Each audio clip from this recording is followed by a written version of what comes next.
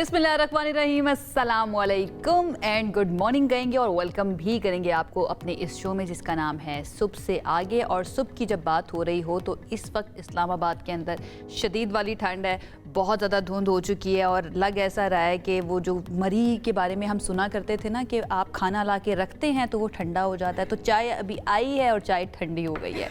इस वक्त ऐसी सिचुएशन चल रही है, तो इस थॉट के साथ अपने आज के दिन का आगाज़ करते हैं, अपने शो का आगाज़ करते हैं। मेरा नाम आयशा यूसुफ, मेरा नाम अना महमद है। मेरी तरफ से भी प्रोग्राम में आपको बहुत बहुत वेलकम। बिल्कुल जिस तरह आशा कह रही हैं, इस्लामाबाद में ख़ास तौर पर जितना आज फॉगी है मौसम, एहतियात से भाई आपने ड्राइव करनी है। हाईवे सारी पे आपको अच्छी खासी फॉग मिलने वाली है, ख़ास तौर पर जब आप इस्लामाबाद के सराउंडिंग्स की बात करें ना, जब जो कनेक्ट कर रहे होते हैं इस्लामाबाद को रोड्स, वहाँ पे ज़्यादा धुंध है। जैसे ही हम इस्लामाबाद में, मैं तो जिस साइड से एंटर हुई हूँ तो वहाँ पर मुझे इतनी धुंध नजर नहीं आई, लेकिन कुछ एरियाज में काफी ज्यादा फॉग है। अच्छा, अब ये विजुअल्स भी हम दिखा रहे हैं। अभी थोड़ी देर पहले मेरे से डिसएग्री भी कर रही थी वैसे अनम ना, अभी ऑन एयर आके जो है ना वो कह रही है कि हर जगह पे बहुत ज्यादा धुंध है। अभी कही थी कि मैं वहाँ से फैजाबाद से यहाँ पर दाखिल हुई, अब रिपोर्टर से पूछ लिया और फौरी तौर पर जो है ना वहाँ पे धुंध का खात्मा हो गया। मैंने कहा नहीं अनम, धुंध बहुत ज्यादा थी। अब आपको करेक्ट कर लिया सेंटेंस के उस साइड पे नहीं है अभी, अब बाकी कितनी साइड्स पे है मैं पूरे इस्लामाबाद के बारे में तो नहीं बता सकती। तो उसके लिए चले जाते हैं ना, हमारे साथ मौजूद हैं सबा से पूछ लेते हैं। सबा जरा बताएं इस वक्त इस्लामाबाद में मौसम कैसा है? काफी धुंध हमें तो नजर आई आते हुए, इस वक्त क्या सूरत हाल है? रावलपिंडी में सुबह सवेरे ही धुंध के डेरे छाए रहे और धुंध इतनी ज़्यादा थी कि हद निगाह जो है वो सिर्फ चंद मीटर्स तक रह गई थी। धुंध की वजह से सर्दी की शिद्दत में भी इजाफा हुआ है। दर्ज हरारत का जिक्र करें तो इस्लामाबाद का जो आज का दर्ज हरारत है वो 7 डिग्री सेंटीग्रेड तक रिकॉर्ड किया गया है।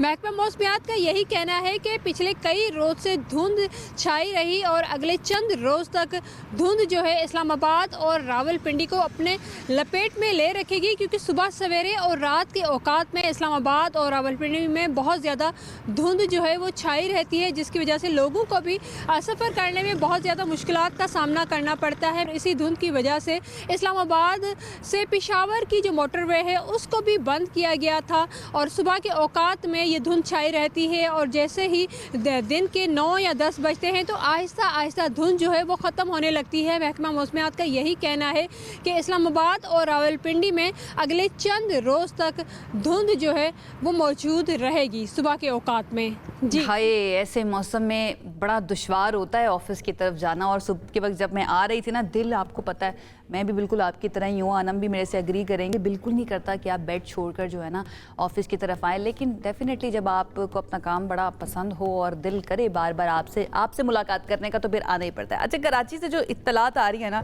हाँ ये बेचारे कराची वाले हल्की हल्की ठंड पहुंची है वहाँ पे।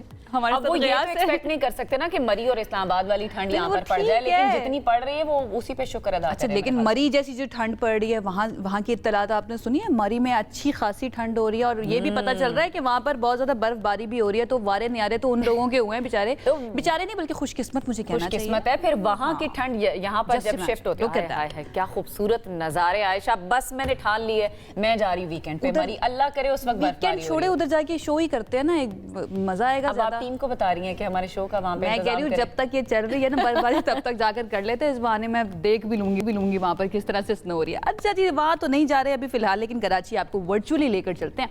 हमारे साथ गयास मौजूद हैं जिनके पीछे मुझे नजर आ रहा है। जब हमने बात किया बड़ा खुशगवार सा मौसम है, लेकिन वो कह रहे हैं कि हल्की हल्की ठंड। जैकेट निकाली गयास भाई ने, जैकेट पहनी हुई है, तो कितनी ठंड है कि वो जैकेट पहनने पर मजबूर हो गए हैं। गयास से जान लेते हैं। गयास, कैसा मौसम है कराची का? बहुत कराची में भी ठंड बढ़ गई है और कराची में रात गए तेज हवा रिकॉर्ड किया गया रात गए तक, और अभी जो करंट टेम्परेचर है वो 17 डिग्री टेम्परेचर रिकॉर्ड किया जा रहा है। महकमा मौसमियात ने खबरदार किया है कि कराची में आइंदा तो कराची वालों के लिए अच्छी खबर भी और थोड़ी बुरी खबर भी है। कराची में अच्छी खबर भी है और थोड़ी बुरी खबर भी है, क्योंकि कराची में हम देखते हैं तो वो लोगों को ज़्यादा इफेक्ट करती हैं। जैकेट पहनना ज़रूरी है, एहतियात ज़रूरी है। आपको पता है हम टीवी अपनी एक कैंपेन भी चला रहा है, चाहे वो ट्रैफिक की हो चाहे वो सेहत के हवाले से हो। हम लोगों को आगाही देते हैं कि अपनी सेहत का ज़रूर ख्याल रखें, तो जैकेट पहनना ज़रूरी है, क्योंकि हवाएं बहुत ख़तरनाक चल रही हैं, तो वो मौसम जो है आपको असरअंदाज कर सकता है। चाय ज़रूर पिएँ, गर्मा गर्म चाय ज़रूर पिएँ और अपने आप को महफूज ज़रूर रखें। कराची वाले जो है हर मौसम को एंजॉय करते हैं, तो अब सर्दी की समझ लें कराची में कदम रख लिया है सर्दी ने और सर्दी मुसलसल बढ़ रही है, तो सिंगल डिजिट पर अब इस वीक टेम्परेचर जा सकता है। महकमा मौसमियात ने खबरदार किया, तो इस हवाले से लोगों से ये कहेंगे कि कराची में जो ज़बरदस्त जगह है वो है सी व्यू, सबसे फेवरेट पॉइंट है लोगों का, तो लोग ज़रा एहतियात करें, वहाँ कम जाए, आजकल तो क्योंकि सीव्यू बड़ा समुद्री हवाएं जो साफ आपको भी हो गया असरअंदाज ना, कर जनजी सकती ने है। बड़ी कैंपेन चला के उसको साफ भी कर लिया है, तो ये ज़रा ख्याल रखना कि हमने सीव्यू को साफ रखना है। अच्छा रियाज, बाकी शहरों से जो खबरें आ रही हैं और डेफिनेटली हम भी एक्सपीरियंस कर रहे हैं कि फॉग बहुत ज़्यादा हो रही है, धुंध बड़ी मज़े की हो रही है, कराची में कोई धुंध वाला माहौल है, कोई धुंध होती है सुबह के औकात में? बिल्कुल, धुंध से आपने आगाज़ किया तो मैं आपको बताता चलूं कि कराची में फ़र्स्ट टाइम हमने देखा कि लास्ट से लास्ट संडे जो गुजरा है, सुबह के वक्त बड़ी ज़बरदस्त फॉग थी और हद निगाह बिल्कुल कम से कम हो गई थी, यानी कि एक गाड़ी से दूसरी गाड़ी का फासला। वी होप कि वो फॉग ही हो, स्मॉग ना हो, क्योंकि फॉग जो है ना, मुझे लगता है कि तो चलता कराची रहा, वालों को तो नहीं लग रही, लेकिन जो लाइन है ना उसको बहुत लग रही है, बार बार हमारा राब्ता मुनक़ता हो रहा है गयास से। लेकिन आपने बता दिया गयास कि इस वक्त क्या फ्रीज हो रहे हैं ना रास्ते, सिचुएशन है, बहुत जो लाइन है ना उसको भी आदत नहीं है कराची की कि ज़्यादा ठंड बर्दाश्त करते। बहुत शुक्रिया गयासुद्दीन हमारे साथ मौजूद थे, कराची के मौसम के बारे में हमें अब कह रहे थे। भाई कह रहे हैं सी व्यू बहुत अच्छी जगह है, वहाँ पर आप जा सकते हैं। वैसे दो दरिया के आसपास का इलाका जो है ना, वहाँ पर भी काफ़ी अच्छा माहौल होता है, लेकिन सफाई का बहुत ज़्यादा ख्याल रखना है। अच्छा जी, अगर आप बता दीजिए आज के दिन कैसे मौसम, टेम्परेचर क्या रहेंगे? हाँ, सबसे पहले बता देते हैं कि मौसम अभी तक का कैसा था वो तो आपने जान लिया है, लेकिन आगे टेम्परेचर क्या होने वाला है वो आपको बता देते हैं। इस्लामाबाद का टेम्परेचर कम से कम 4 डिग्री रिकॉर्ड किया गया है, ज़्यादा से ज़्यादा 16 डिग्री रिकॉर्ड किया गया है। अच्छा, लाहौर की बात करें तो यहाँ पर कम से कम 5 डिग्री सेंटीग्रेड और ज़्यादा से ज़्यादा 16 डिग्री सेंटीग्रेड रिकॉर्ड किया गया, आसपास ही है ये इस्लामाबाद के। अच्छा, कराची की बात कर लेते हैं, कम से कम दर्जा हरारत यहाँ पर 12 डिग्री सेंटीग्रेड है और ज़्यादा से ज़्यादा 26 डिग्री सेंटीग्रेड तक जा सकता है। इसके अलावा पेशावर की हम बात करेंगे, कम से कम यहाँ पर 4 डिग्री सेंटीग्रेड है और ज़्यादा से ज़्यादा 19 तक टेम्परेचर यहाँ पर जा सकता है। लास्ट में हम कोयटा की बात करेंगे, कल भी यहाँ पर -3 था और आज भी टेम्परेचर यहाँ पर -3 है और ज़्यादा से ज़्यादा दर्जा हरारत 7 डिग्री रिकॉर्ड किया गया है। तो जनाब ये है मौसम की ओवरऑल सूरत हाल, किस तरह मौसम रह सकता है। वैसे मेरा तो दिल करता है कि कोयटा का एक चक्कर लगा ले। तो मेरा बिल्कुल दिल नहीं करता ना भाई, मेरे तो इस्लामाबाद के अंदर जो 4 तक है ना, कम से कम बहुत ही ज़्यादा है, -3। कोयटा वाले वैसे अपना बहुत ज़्यादा ख्याल रखें, लेकिन उनको आदत भी होती है, क्लाइमेटाइज्ड हुए भी होते हैं, इस तरह गिलगित बल्तिस्तान है और बहुत सारे रीजन्स हैं जहाँ पर -3 क्या -10 तक भी चला जाता है, तो फिर वहाँ पर मैं कहती हूँ उन लोगों की इम्यूनिटी बहुत ज़्यादा बढ़ जाती है। खैर जी, आगे बढ़ जाते हैं, हम बात कर लेते हैं थोड़ी सी पॉलिटिकल मामलात के बारे में, क्योंकि उसके बगैर तो हमारे दिन का गुजारा नहीं है, होता ही नहीं है ना, हमारा गुजारा पॉसिबल ही नहीं है। हम इतने ज़्यादा पॉलिटिकली अवेयर हम कह सकते हैं कि हम अपने मुल्क के अंदर हैं। तो थोड़ा सा आपको बता देते हैं कि कौमी सियासत जो है ना वो बहुत अहम मोड़ पर खड़ी हुई है। अहम है? बहुत ही अहम, बहुत अहम है, हर रोज़ बहुत अहम होता है। कौमी असम्बली में अपोजिशन लीडर की तैनाती से लेकर हुकूमत और तहरीक इंसाफ के दरमियान मुज़ाकरात या महाज आराई तक जो सियासी मंजरनामा है उसमें बहुत सारे सवालात हैं। स्पीकर कौमी असम्बली सरदार अयाज सादिक का स्टेटमेंट आया, वो कहते हैं कि पीटीआई के अंदर ही बहुत ज़्यादा लड़ाई है। वो कहते हैं कि महमूद खान अचकज़ई को अपोजिशन लीडर बनाना है या नहीं बनाना, इस पर काफ़ी इख्तलाफात है। कुछ लोग चाहते हैं कि बना लिया जाए, कुछ लोग चाहते हैं कि ना बनाया जाए। अच्छा, अपोजिशन के कई अरकान ने उन्हें बताया कि महमूद अचकज़ई उनके लिए काबिल कबूल नहीं है, और दूसरी जानिब ये भी कहा जा रहा है कि पीटीआई रहनुमाओं की जो बयानात हैं वो भी काफ़ी तवज्जो का मरकज़ बने हुए हैं, वो भी काफ़ी उसके बारे में चमगोइयाँ हो रही हैं। पार्टी चेयरमैन बैरिस्टर गौहर, उनकी जानिब से एक बयान दिया गया था और कहा गया था कि नौबत बानी पीटीआई से मुलाकात के लिए भीख मांगने की हद तक आ गई है। अब ये जो स्टेटमेंट है इसको डिनाई भी किया जा रहा है और कुछ हलकों में पसंद भी नहीं किया जा रहा पीटीआई के अंदर। सलमान अकरम राजा की बात करें तो उन्होंने कहा है कि ये पार्टी का मौक़िफ़ नहीं है, ये उनका अपना ज़ाती मौक़िफ़ हो सकता है, और हुकूमत मुज़ाकरात की पेशकश जो है वो दोहरा रही है बार बार, लेकिन यहाँ पर सूरत हाल हमें पीटीआई में कुछ और ही नज़र आ रही है। अब पीटीआई की सूरत हाल एक्चुअली समझ नहीं आ रही है कि चल क्या रहा है, और ऑनेस्टली वैसे गवर्नमेंट की भी समझ नहीं आ रही है। सिचुएशन क्या है जान लेते हैं, हमारे साथ मौजूद हैं मशाल यूसुफज़ई साहब, उनकी तरफ और उनसे जानते हैं, पीटीआई रहनुमा हैं, कि वो क्या कहेंगी और क्या सोच रही हैं इस सारे मामलात के ऊपर। मशाल साहिबा, थैंक यू सो मच हमें ज्वाइन करने के लिए। सबसे पहले तो मैं चाहूँगी आप ये बताएं कि अयाज सादिक स्पीकर कौमी असम्बली की तरफ से जो बयान आया वो कहते हैं कि महमूद खान अचकज़ई के नाम के ऊपर बहुत ज़्यादा इख्तलाफात है पीटीआई के अंदर ही, हालांकि वो उनकी इत्तेहादी जमात के लीडर हैं और बानी पीटीआई बड़ा उनके ऊपर एतमाद का इजहार भी करते हैं। तो कौन से लोग हैं जिनको अचकज़ई साहब बतौर अपोजिशन लीडर कबूल नहीं है, और स्पीकर साहब के इस बयान पर आपकी क्या राय है? बहुत शुक्रिया आपका। देखिए, अयाज सादिक साहब पिछले जब से खान साहब ने महमूद खान अचकज़ई साहब को नॉमिनेट किया है वो इस किस्म के हीले बहाने बना रहे हैं, कभी क्या एक्सक्यूज़ देते हैं, कभी क्या एक्सक्यूज़ देते हैं। और अभी रिसेंटली उन्होंने एक्सक्यूज़ दिया कि जी चूँकि उमर अयूब साहब का केस पेंडिंग है सुप्रीम कोर्ट में, तो इस वजह से मैं दूसरा नॉमिनेट नहीं कर सकता। मैं ज़ाती तौर पे समझती हूँ कि ये इसको टाइम गेन करना चाहते हैं, क्योंकि पीटीआई ने तमाम जो हमारे एमएनएज़ हैं उनके सिग्नेचर से स्पीकर साहब के पास ये जमा करवाया ताकि महमूद खान अचकज़ई साहब को लीडर ऑफ अपोजिशन नॉमिनेट किया जाए और उनका नोटिफिकेशन किया जाए। अब चूँकि इन्होंने ये एक्सक्यूज़ दिया है, इसका इनका मतलब ये है ये एक्सरसाइज करना चाहते हैं ताकि ये रोज़ एक एमएनए को बुलाए, एमएनए जाएगा वो कहेगा हाँ जी ये मेरा सिग्नेचर है और महमूद खान अचकज़ई साहब को आप नोटिफिकेशन कर दे। तो इस पूरे एक्सरसाइज में ये 1-2-3 महीने और निकालना चाहते हैं। तो ये देखें, इस मुल्क में इस वक्त जमहूरियत के साथ ये मजाक हो रहा है, लेकिन ये चाहे जितने भी मर्ज़ी बहाने कर लें, जितने भी मर्ज़ी हथकंडे आजमा लें, आखिर में इन्होंने महमूद खान अचकज़ई साहब को ही लीडर। बिल्कुल सही है मशाल साहिबा, लेकिन जो कानूनी प्रोसेस है उसको तो ज़ाहिर फॉलो करना ज़रूरी भी है।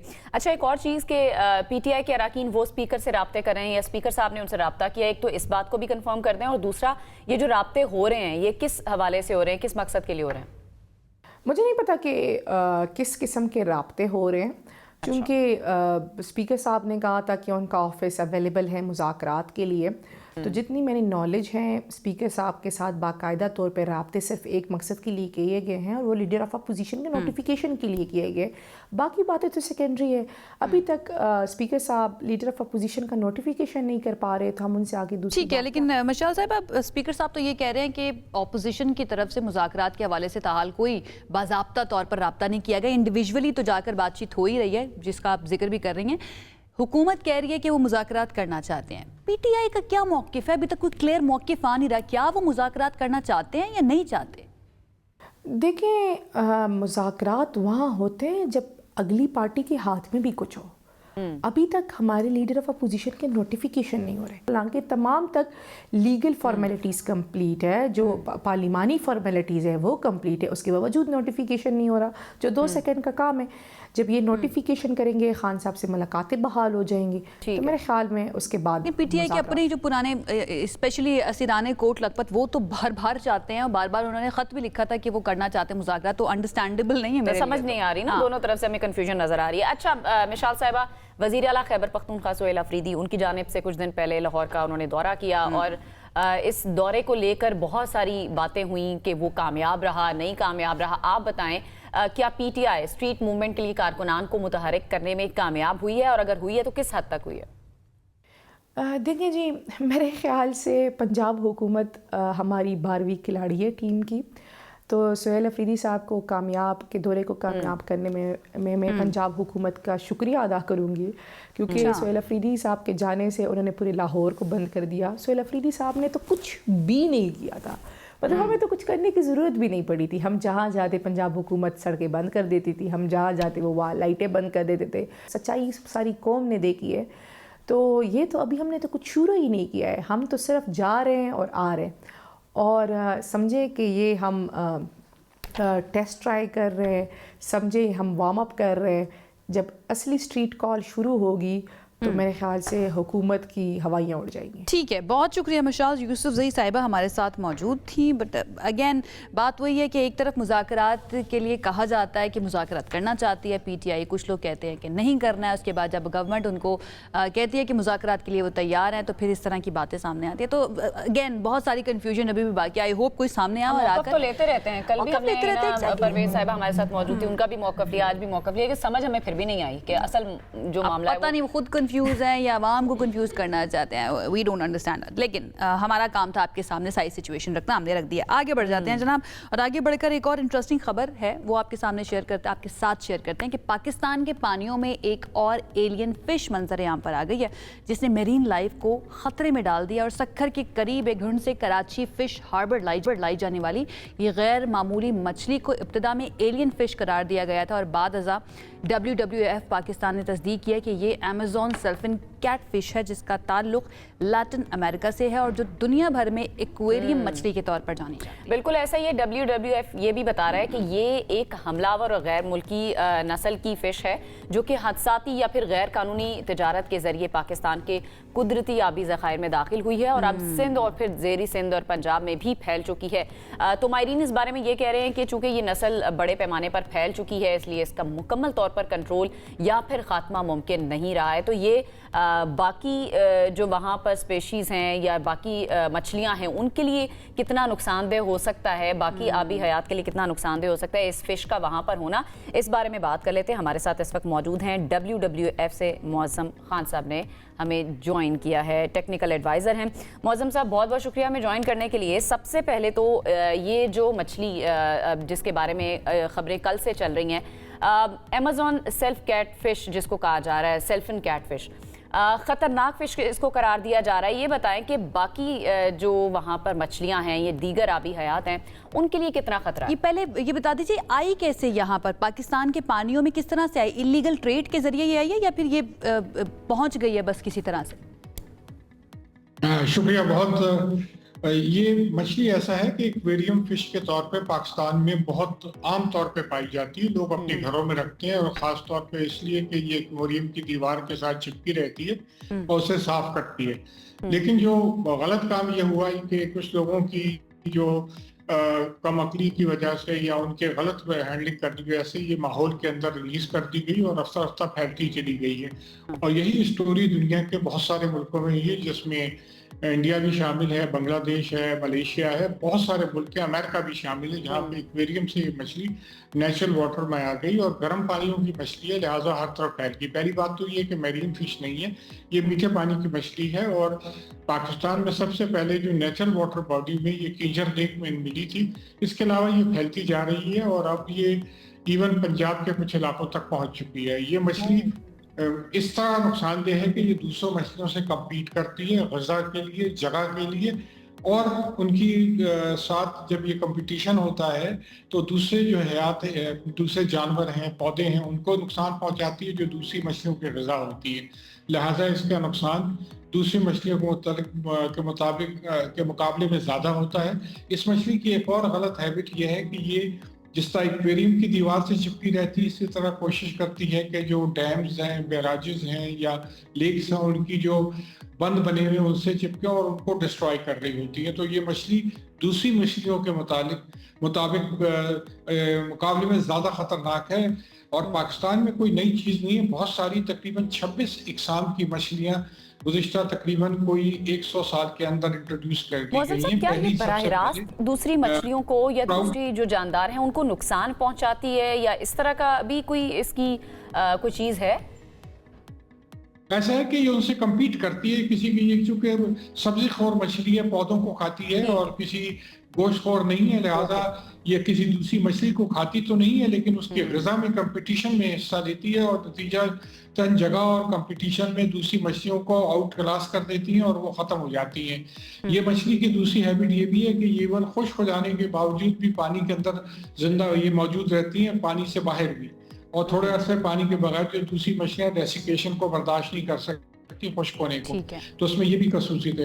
लेकिन बहुत सारी मछलियाँ जो पाकिस्तान में इंट्रोड्यूस की गई हैं उनकी ग़िज़ाई अहमियत भी है, उनको एक्सपोर्ट भी कहा जाता है, लेकिन जितनी भी मछलियाँ इंट्रोड्यूस की गई वो माहौल के लिए नुकसानदेह होती है। यही मैं जानना चाह रही हूँ ये कितनी ज़्यादा नुकसानदेह, क्योंकि जो इत्तलात आ रही है उसके मुताबिक इनकी अब इतनी ज़्यादा नस्ल फैल चुकी है इनको ख़त्म नहीं किया जा सकता, कंटेन नहीं किया जा सकता। तो फिर हल क्या है या फिर WWF या हुकूमती सतह पर क्या किया जाना चाहिए कि मज़ीद जो माहौल है स्पेशली मेरीन लाइफ है उसको नुकसान ना पहुंचाए? ऐसा है कि मछली को इस कंट्रोल करना पॉसिबल नहीं होता, लेकिन ये कोई इतनी ज्यादा नहीं फैल गई। ये दूसरी एग्जॉटिक मछलियां, इन्वेसिव मछलियां ज्यादा फैली हुई, लेकिन ये भी फैल रही है। उसी मछलियों में एक इजाफा हो गया है जो कि फैल रही है। दूसरी मछलियों के नुकसानदेह है, माहौल के नुकसानदेह है, हमारी जो बायोडाइवर्सिटी है उसके लिए नुकसानदेह है, कुदरती हैबिटाट के लिए नुकसानदेह है। मछली को इरेडिकेट करना पॉसिबल नहीं हो सकता। दुनिया की कोई इतनी अभी सलाहियत नहीं है कि हम किसी तमाम पानियों में से मुकम्मल तौर पे किसी एक मछली को निकाल दें, क्योंकि इतनी बड़ी इलाके से निकालना नामुमकिन सी बात होती है। लिहाजा इसको एरेडिकेट तो नहीं किया जा सकता। सिर्फ कोशिश ये करनी चाहिए कोई नई मछली इंट्रोड्यूस ना हो। बिल्कुल सही है। ताकि अच्छा, थोड़ा सा ये भी नाज़रीन बता दें, को ये भी बता दें कि इस मछली के अलावा भी पाकिस्तान में कोई ऐसी मछलियाँ या कोई ऐसी जानदार समुद्रों में या दरियाओं में मौजूद है जो दीगर जानवरों को या दीगर जो समुद्र में रहने वाले आबी हयात है उसको नुकसान पहुंचा रही है? जी, बहुत सारी मछलियां हैं पाकिस्तान में। जैसे आपको बताया 26 किस्म की मछलियां, गैर मुल्की मछलियां पाकिस्तान में इंट्रोड्यूस की हैं और सब के सब नुकसानदेह हैं। खासतौर पे जो तिलापिया मछली है उसने कीचड़, मच्छर और पाकिस्तान के दूसरे बड़े जितने पानियों में मुकम्मल तौर पे कब्जा कर लिया और बाज़ जगहों पर दूसरी मछली मिलना नापैद हो चुकी हैं। तो इस इलाके की इकोनॉमी, लोगों की आमदनी, क्योंकि तिलापिया छोटी मछली होती है 4 इंच 6 इंच की, उसकी कोई मार्केट नहीं। और जो हमारी मछलियां जो तकरीबन 2 फुट 4 फुट की हुआ करती थी, जिनको हम एक्सपोर्ट करते थे, जिनको हम खाते थे, उनकी तादाद में कमी हो रही है। तो मछली का नुकसान जो है मुल्क की प्रोडक्शन को और मुल्क की बायोडाइवर्सिटी को पैदावार बढ़ाने के लिए ये वाले इकदाम किए गए थे। इन द एंड ये बता दीजिए मौज़म साहब, लॉज क्या कहते हैं, स्पेशली इलीगली जो ट्रेड की जाती है इन मछलियों की, इसके बारे में क्या कोई कवानीन हमारे पास मौजूद हैं, और अगर हैं किस हद तक अमल दरामद होता है उस पर? हमारे पास कोई इंटरनेशनल कोई कानून इस किस्म का नहीं बना हुआ है। कानून की ज़रूरत भी है और कानून की सख्त ज़रूरत है कि उस पर अमल करने की ज़रूरत है, ताकि वो इदारे जो कि जिनको कंट्रोल करना है, ख़ासतौर पे जैसे एनिमल क्वारंटीन डिपार्टमेंट है, उसको शदीद ज़रूरत है कि वह क्वारंटीन की फैसिलिटी इस्टेब्लिश करे, ताकि ये मछली या दूसरी मछलियाँ मज़ीद फैल ना सके और नई मछली इंट्रोड्यूस ना हो सके। राइट, बहुत शुक्रिया मौज़म साहब हमारे साथ मौजूद थे। जनाब, जो नेचुरल हैबिटाट है हमारी लाइफ का पाकिस्तान के अंदर, उसको बहुत ज़्यादा ख़तरा हो जाता है इस तरह की एलियन फिशेस से। अब मामला जो है ना वो क्लियर हुआ है। इंपॉर्टेंट ये है कि कवानीन होने चाहिए, और टू माई सरप्राइज़ कि कोई कानून मौजूद ही नहीं है, तो इसलिए इलीगल ट्रेड जो है ना वो होती रहती है, और उसकी वजह से नेचुरल हैबिटाट जो है, बायोडाइवर्सिटी जो है ना वो बहुत ज़्यादा मुतासिर हो रही है। अच्छा, क्योंकि हम मछलियों की बात करें तो एक और हमारे पास मछली से मुतालिक एक और भी खबर हमारे पास है। एक मछली की कीमत 90 करोड़ रुपए से भी ज्यादा है। 243 किलो इसका वजन है, और ब्लूफिन टूना नामी मछली जो कि रिकॉर्ड कीमत में फरोख्त हुई है। ये पाकिस्तान की बात नहीं करें, ये जापान की बात करें। वहाँ की मशहूर फूड चेन ने बोली में मछली को खरीदा है। अब जस्ट इमेजिन, इतनी महंगी मछली अब ये खा के बस खत्म, करोड़ों रुपए। नहीं, उसका रीज़न है ना, जापान के अंदर सुशी बहुत ज़्यादा फेमस है, सुशी बहुत पसंद की जाती है, और ये इस तरह का खाना है जिसको बड़ा एक्सपेंसिव खाना भी दुनिया भर में तस्वुर किया जाता है। तो डेफिनेटली ये ट्यूना फिश जो है ना उस सुशी के अंदर इस्तेमाल होगी, और उसको फिर सुशी भी बहुत ही ज़्यादा महंगी हो जाएगी। अगर 3.2 मिलियन करोड़ों रुपए की मछली है ऐसा, 3.2 मिलियन डॉलर की मछली है ये। तो अब लेट्स होप, भाई बड़ा बड़ा पैसा है लोगों के पास। खैर, हम मईशत की थोड़ी सी ज़रा बात कर लेते हैं, क्योंकि अच्छी खबरें आ रही हैं और जो प्रोजेक्शंस की जा रही हैं वो भी ज़रा अच्छी हैं।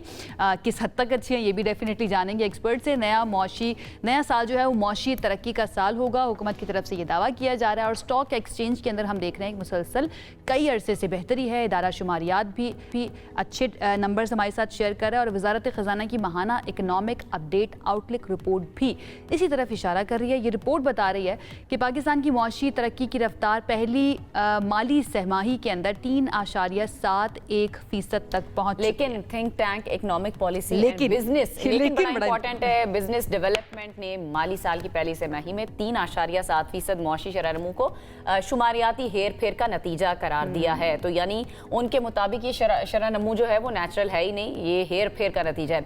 अच्छा, EPBD के मुताबिक मुख्तलिफ इशारे इस बात की निशानदेही भी करते हुए नजर आ रहे हैं कि पहली सहमाही को नमू हकीकी पैदावारी सलाहियत में इजाफे की बजाय दरामदी बुनियादों पर असेंबलिंग ऑपरेशंस और दीगर जो आदाद शुमार है उसके तरीका हिसाब करने की बड़ी वजह जाहिर की गई है। इसके बारे में मजीद जान लेते हैं। हमारे साथ मौजूद हैं खाकान नजीब साहब, डॉक्टर खाकान नजीब साहब, माहिर मईशत है, आप सब उनको जानते हैं। उनकी तरफ चलते हैं और उनसे कहते हैं हमें समझाएं ज़रा कि ये वाकई में इंडिपेंडेंट इशारे हैं, इंडिपेंडेंट डेटा है, या फिर वाकई में जिस तरह से थिंक टैंक बता रहा है हेर फेर करके हमारे सामने रखे गए हैं? डॉक्टर साहब थैंक यू सो मच हमें ज्वाइन करने के लिए। ओवर टू यू, बताइए ये क्या वाकई में हेर फेर की गई है हमें दिखाने के लिए?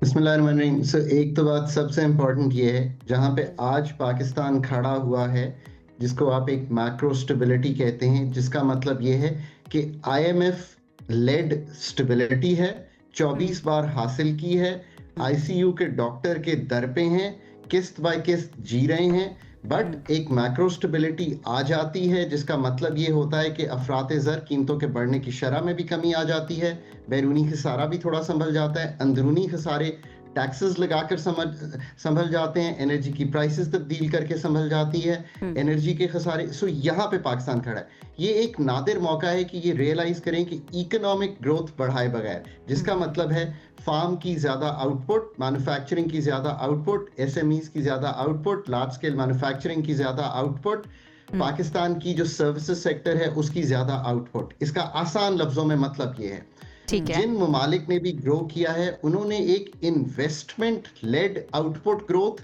या प्रोडक्टिविटी, पैदावारी सलाहियत 2+2 = 4 या 2+2 = 5, यानी कि उसको 5 करके पैदावारी सलाहियत, लेबर प्रोडक्टिविटी, एग्री प्रोडक्टिविटी, सारा कुछ प्रोडक्टिविटी पे बेस करके किए। जो पाकिस्तान की इस वक्त शरह नमू पिछले 4 साल में रही है वो बहुत लो रही है, और लो इतनी रही है कि वो जो हमारी पॉपुलेशन ग्रोथ है उसको भी नहीं मैच करती। जो क्वार्टर का फिगर है 3.7, अगर आप इसकी जुजियात में जाएंगी तो आपको दिखाई देगा कि बहुत ही आसानी से 80% ऑटोमोबाइल की जो प्रोडक्शन है वो बढ़ी हुई है, जिसका लार्ज स्केल मैन्युफैक्चरिंग पे बहुत बड़ा इफेक्ट आ रहा है। और चूंकि एक बहुत बड़ा इफेक्ट लार्ज स्केल मैन्युफैक्चरिंग पे उसका आ रहा है, सो आप इसको कह सकते हैं कि it is partially import driven and consumption driven, because ये दोनों चीजें जो हैं इसी चीज की अक्कासी करती हैं। इसी तरह एक स्मॉल स्केल को भी उन्होंने काफी बढ़ा हुआ दिखाया है। I am still not sure कि वो इसको कैसे जज कर रहे हैं। Overall agriculture is still on the slower side. जब हमने ये साल शुरू किया था तो एक एस्टिमेट्स जो थे वो ये थे कि 3.25 से 4.25% के दरमियान एक इकोनॉमिक ग्रोथ होगी इस साल में। फ्लड्स ने एडवर्सली अफेक्ट जरूर किया है। मैं आज भी ये समझता हूँ कि पहले क्वार्टर में वो नजर नहीं आ रहा, एग्जैजरेटेड नंबर्स हमारे सामने आ रहे हैं। अगर हम इनको लॉजिकली समझने की कोशिश करें तो लॉजिकली क्या ये जस्टिफाइड हैं, या फिर ये सिर्फ हमारे सामने, क्योंकि हम सब जानते हैं कि एक बड़ी आबादी ऐसी है जो बहुत ज़्यादा इन नंबर्स को और इन हेर फेर को समझती नहीं है। एग्जैजरेटेड नंबर क्या लॉजिकली जस्टिफाइड हैं? अगर कोई एक इंडिपेंडेंट इकोनॉमिस्ट इनको देखे उसको ये जस्टिफाइड लगेंगे? देखिए, जो शरह नमू है हमारी, उसमें जो ग्रोथ दिखाई दे रही है, यानी कि इकोनॉमिक ग्रोथ जो दिखाई दे रही है, उसमें सीमेंट है, ओवरऑल लार्ज स्केल मैन्युफैक्चरिंग में ऑटोमोबाइल्स हैं, कुछ सर्विस सेक्टर है, थोड़ा सा इवन एग्रीकल्चर बढ़ा हुआ है। अगर आप इस नंबर को पिछले क्वार्टर से कंपेयर करेंगे तो वो 6% से ज्यादा ग्रोथ थी last quarter of the last year से। अब तो उस सेंस में तो ग्रोथ कम है, बट ओवरऑल ये जो इफेक्ट है इसमें ये है import driven, consumption driven. That is true. It is not a productivity led or investment led, और जिसे कहेंगे राइस की फॉर एग्जांपल आप एक्सपोर्ट देखें तो 40% कम हो गई है। मैं बार बार समझाता हूँ कि ये कीमतों का इम्पैक्ट नहीं है, ये इम्पैक्ट आ रहा है क्वांटिटी का। सो अगर आप उस तरह से देखें, आपकी एक्सपोर्ट्स ओवरऑल अगर मुल्क में देखें तो गुड्स की जो है वो कम हो गई है। तिजारती खसारा 34% बढ़ गया है इन 6 माह में कंपेयर टू लास्ट जो 6 माह गुजरे थे इसी टाइम पीरियड के। 6 माह से मतलब है जुलाई टू दिसंबर। सो ओवरऑल एक मिक्स्ड सी पिक्चर है इस वक्त इकोनॉमी की। मैक्रो स्टेबिलिटी ने कुछ रूम फराहम किया है, कुछ ग्रोथ आई है, 22% का इंटरेस्ट रेट 10.5% हुआ है, तो कुछ नई बोरोइंग करके लोगों ने कुछ थोड़ी सी डिमांड क्रिएट की है। बट ओवरऑल जब आप जाके डीपर देखेंगे तो ये सारी ग्रोथ अब भी कंजम्पशन, पाकिस्तान 94% कंजम्पशन रेट है पाकिस्तान का। इसको समझने की कोशिश करें, क्योंकि लोगों के पास पैसे बचते नहीं है, वो सेव नहीं करते, इन्वेस्टमेंट नहीं है। 12% सेविंग रेट। डॉक्टर साहब मुझे 3-4 बच जाते हैं, जो नंबर्स है ना उनके मुताबिक हाउस होल्ड सर्वे ये बता रहा है कि 3-4 हज़ार रुपए बच जाते हैं हर घराने के पास ना, क्योंकि वो औसतन आमदन 57% उसमें इजाफा हुआ है। माहाना औसतन आमदनी जो है ना वो 82,000 रुपये हो गई है, और 2019 से 2025 तक जो घरेलू अखराजात थे वो 113% बढ़े हैं। तो मुल्क में औसतन माहाना आमदन 42,000 और अखराजात 79,000, यानी कि 3,000 बच जाते हैं डॉक्टर साहब हर घराने के पास, ना हम ये कह सकते हैं। तो ये भी इसी चीज की अक्कासी करता है, because you don't have savings, so वही सेविंग्स ट्रांसलेट करनी होती है इनटू इन्वेस्टमेंट। दैट्स व्हाई जो सेविंग्स और इन्वेस्टमेंट का गैप होता है वो आपका एक्चुअली में जो बैरूनी खसारा करंट अकाउंट होता है, you go borrow the savings of some other country. I mean जरा टेक्निकल बात होगी बट ये आपने अच्छी बात की है। सो अब आपको पूरा एक एम्बियंस बनाना है। देखिए मुल्क को ठीक किस तरह करना है, जहां पे आज खड़े हैं अब आगे कैसे बढ़ना है। अब आपको सेविंग्स के इंस्ट्रूमेंट बढ़ाने हैं। मुझे मालूम है कि स्टॉक मार्केट की बहुत बात होती है, मैं भी एग्री करता हूं कि स्टॉक मार्केट के हिस्से डिफॉल्ट लेवल से वापस आ गए हैं ऐसे लेवल्स पे जो पाकिस्तान के एवरेज प्राइस टू अर्निंग्स था। 2.5 लाख लोग हैं उस पे, अब 4 लाख के करीब हो गए हैं। बहुत ही ट्रेडिशनल मार्केट है। किस चीज की मार्केट है? Sugar, cement, fertiliser, energy and textile. ये सारे वो सेक्टर्स हैं जो आज से 20 साल पहले भी यही मार्केट थी, आज भी यही मार्केट है। ये डिपेंडेंट किस पे है? सस्ती गैस पे, हुकूमत की सब्सिडीज पे, और तीसरी बात किस चीज पे कि हुकूमत ही बायर है पूरी एनर्जी की पाकिस्तान में। हुकूमत सर्कुलर डेट क्लियर करती है हमारे टैक्स के पैसे से, तो आपको एनर्जी सेक्टर के हिस्से की बेहतरी दिखाई देती है और एक री रेटिंग हुई है। पर ये उस सेविंग्स की अक्कासी नहीं करती जो सेविंग्स इंस्ट्रूमेंट आपने बनाने। 25 करोड़ का मुल्क है, 4 लाख टोटल इन्वेस्टर है। जस्ट थिंक थ्रू, बहुत ही थिन मार्केट है, बहुत बड़ा इंडिकेटर तो है ही नहीं ना इंस्ट्रूमेंट्स नहीं है इकोनॉमी को रिकॉर्ड करने का। डॉक्टर साहब मैं ये पूछना चाह रही हूँ, जिस तरह आप बता भी रहे हैं कुछ चीज़ें, जो जीडीपी को नापने का तरीका है या उसको मेजर करने का तरीका है पाकिस्तान में जो है, एक तो बता दें कि वो बाकी दुनिया से किस तरह से डिफरेंट है और क्या उसमें हमें थोड़ी बहुत कोई तब्दीली लेकर आने की ज़रूरत है रियल ग्रोथ को दिखाने के लिए, या उसको सही करने के लिए हम क्या इकदाम कर सकते हैं? देखिए, एक तो पहले आज ये बिलीव करें कि पाकिस्तान 78 साल में ग्रोथ नहीं कर पाता। जब भी ग्रो करता है एक बैरूनी खसारा खड़ा हो जाता है, because import led consumption based growth होती है। सो इसको बिलीव करें। दूसरी चीज ये बिलीव करें कि आज भी आप रिलाई कर रहे हैं एक्सटर्नल डॉक्टर्स पे, एक्सटर्नल मल्टीलैटरल्स पे कि कोई आके ग्रोथ का फ्रेमवर्क लिख देगा। ऐसा कतई तौर पे नहीं होगा। जिन मुल्कों ने पाकिस्तान में के अलावा तरक्की की है, 21 फिलीपींस के इकोनॉमिस्ट थे, मनमोहन सिंह की एक इकोनॉमिस्ट लेड टीम थी, जनरल पार्क ने एक ईबीडी, वो एक इकोनॉमिक थिंक टैंक बनाया हुआ था जिसपे वो हाईली रिलाई करते थे। ली क्वान यू ने प्रोफेशनलाइज किया था अपनी ब्यूरोक्रेसी को। एक तो सबसे पहली बात यह कि मॉडल ही गलत है, because Pakistan is in an HR crisis. जब तक उस क्राइसिस को सॉल्व नहीं करेंगे आप ग्रोथ का फ्रेमवर्क नहीं लिखेंगे। ग्रोथ का फ्रेमवर्क नहीं लिखेंगे तो बार बार इस crisis we are almost out of time. मैं ये चाहूंगी कि अब हमें आप एक रियलिस्टिक पिक्चर जो है ना इन द एंड ये बता दीजिए कि ये सारे नंबर्स हमारे सामने हैं, हकाइक हमारे सामने आ चुके हैं, हमें क्या एक्सपेक्ट करना चाहिए? Being a Pakistani, what should I expect? आगे अगली तिमाही जो है ना वो हमारी कैसी रहने वाली है?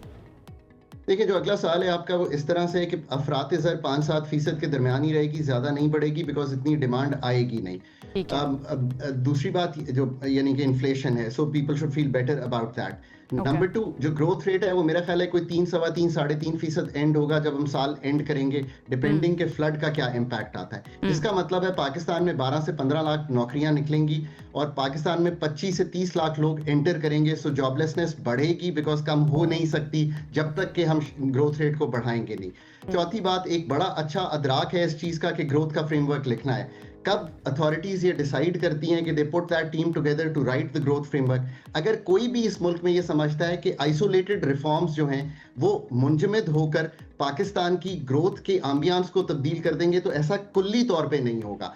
और इसको किए बगैर 2 साल बाद जब IMF की एंगेजमेंट खत्म होगी और $30 अरब की जरूरत होगी तो आप फिर बैक टू द IMF जाएंगे। I think that's the story. और आखिरी बात यह है कि जितना डीप और क्वालिटेटिव यानी कि रिफॉर्म करेंगे, आइसोलेटेड रिफॉर्म ना कीजिए। और आज भी ये सारा चूंकि मल्टीलैटरल ड्रिवन है, अभी भी बिकॉज उन्होंने लिख दिया कि आप एक हमें एजेंडा दें तो हम एजेंडा दे रहे हैं। इसको बहुत सोचना पड़ेगा और अगर ये नहीं करेंगे तो ना आपकी रियल इनकम्स जिसमें कमी हुई है पिछले सालों में वो बढ़ेंगी, नहीं करेंगे वो इटर्नल रेकरेंस के अंदर हम फंसे रहेंगे और फिर अगेन वही जो आप बात कर रहे हैं, हम दोबारा से हमें उसी ICU में जाना पड़ेगा जहां से हम निकलने की बार कोशिश करते रहे। बहुत शुक्रिया डॉक्टर खाकान नजीब हमारे साथ मौजूद थे और एक असल पिक्चर जो है ना वो उन्होंने हमारे सामने रखी है कि भाई ये जो नंबर्स हमारे सामने रखे गए हैं ना, ये दरअसल एक्चुअल पैदावारी सलाहियत नहीं बढ़ी है हमारी, बल्कि जो हमारी इम्पोर्ट कंजप्शन की वजह से जो है ना ये नंबर्स हमारे सामने रख दिए गए हैं। लेट्स होप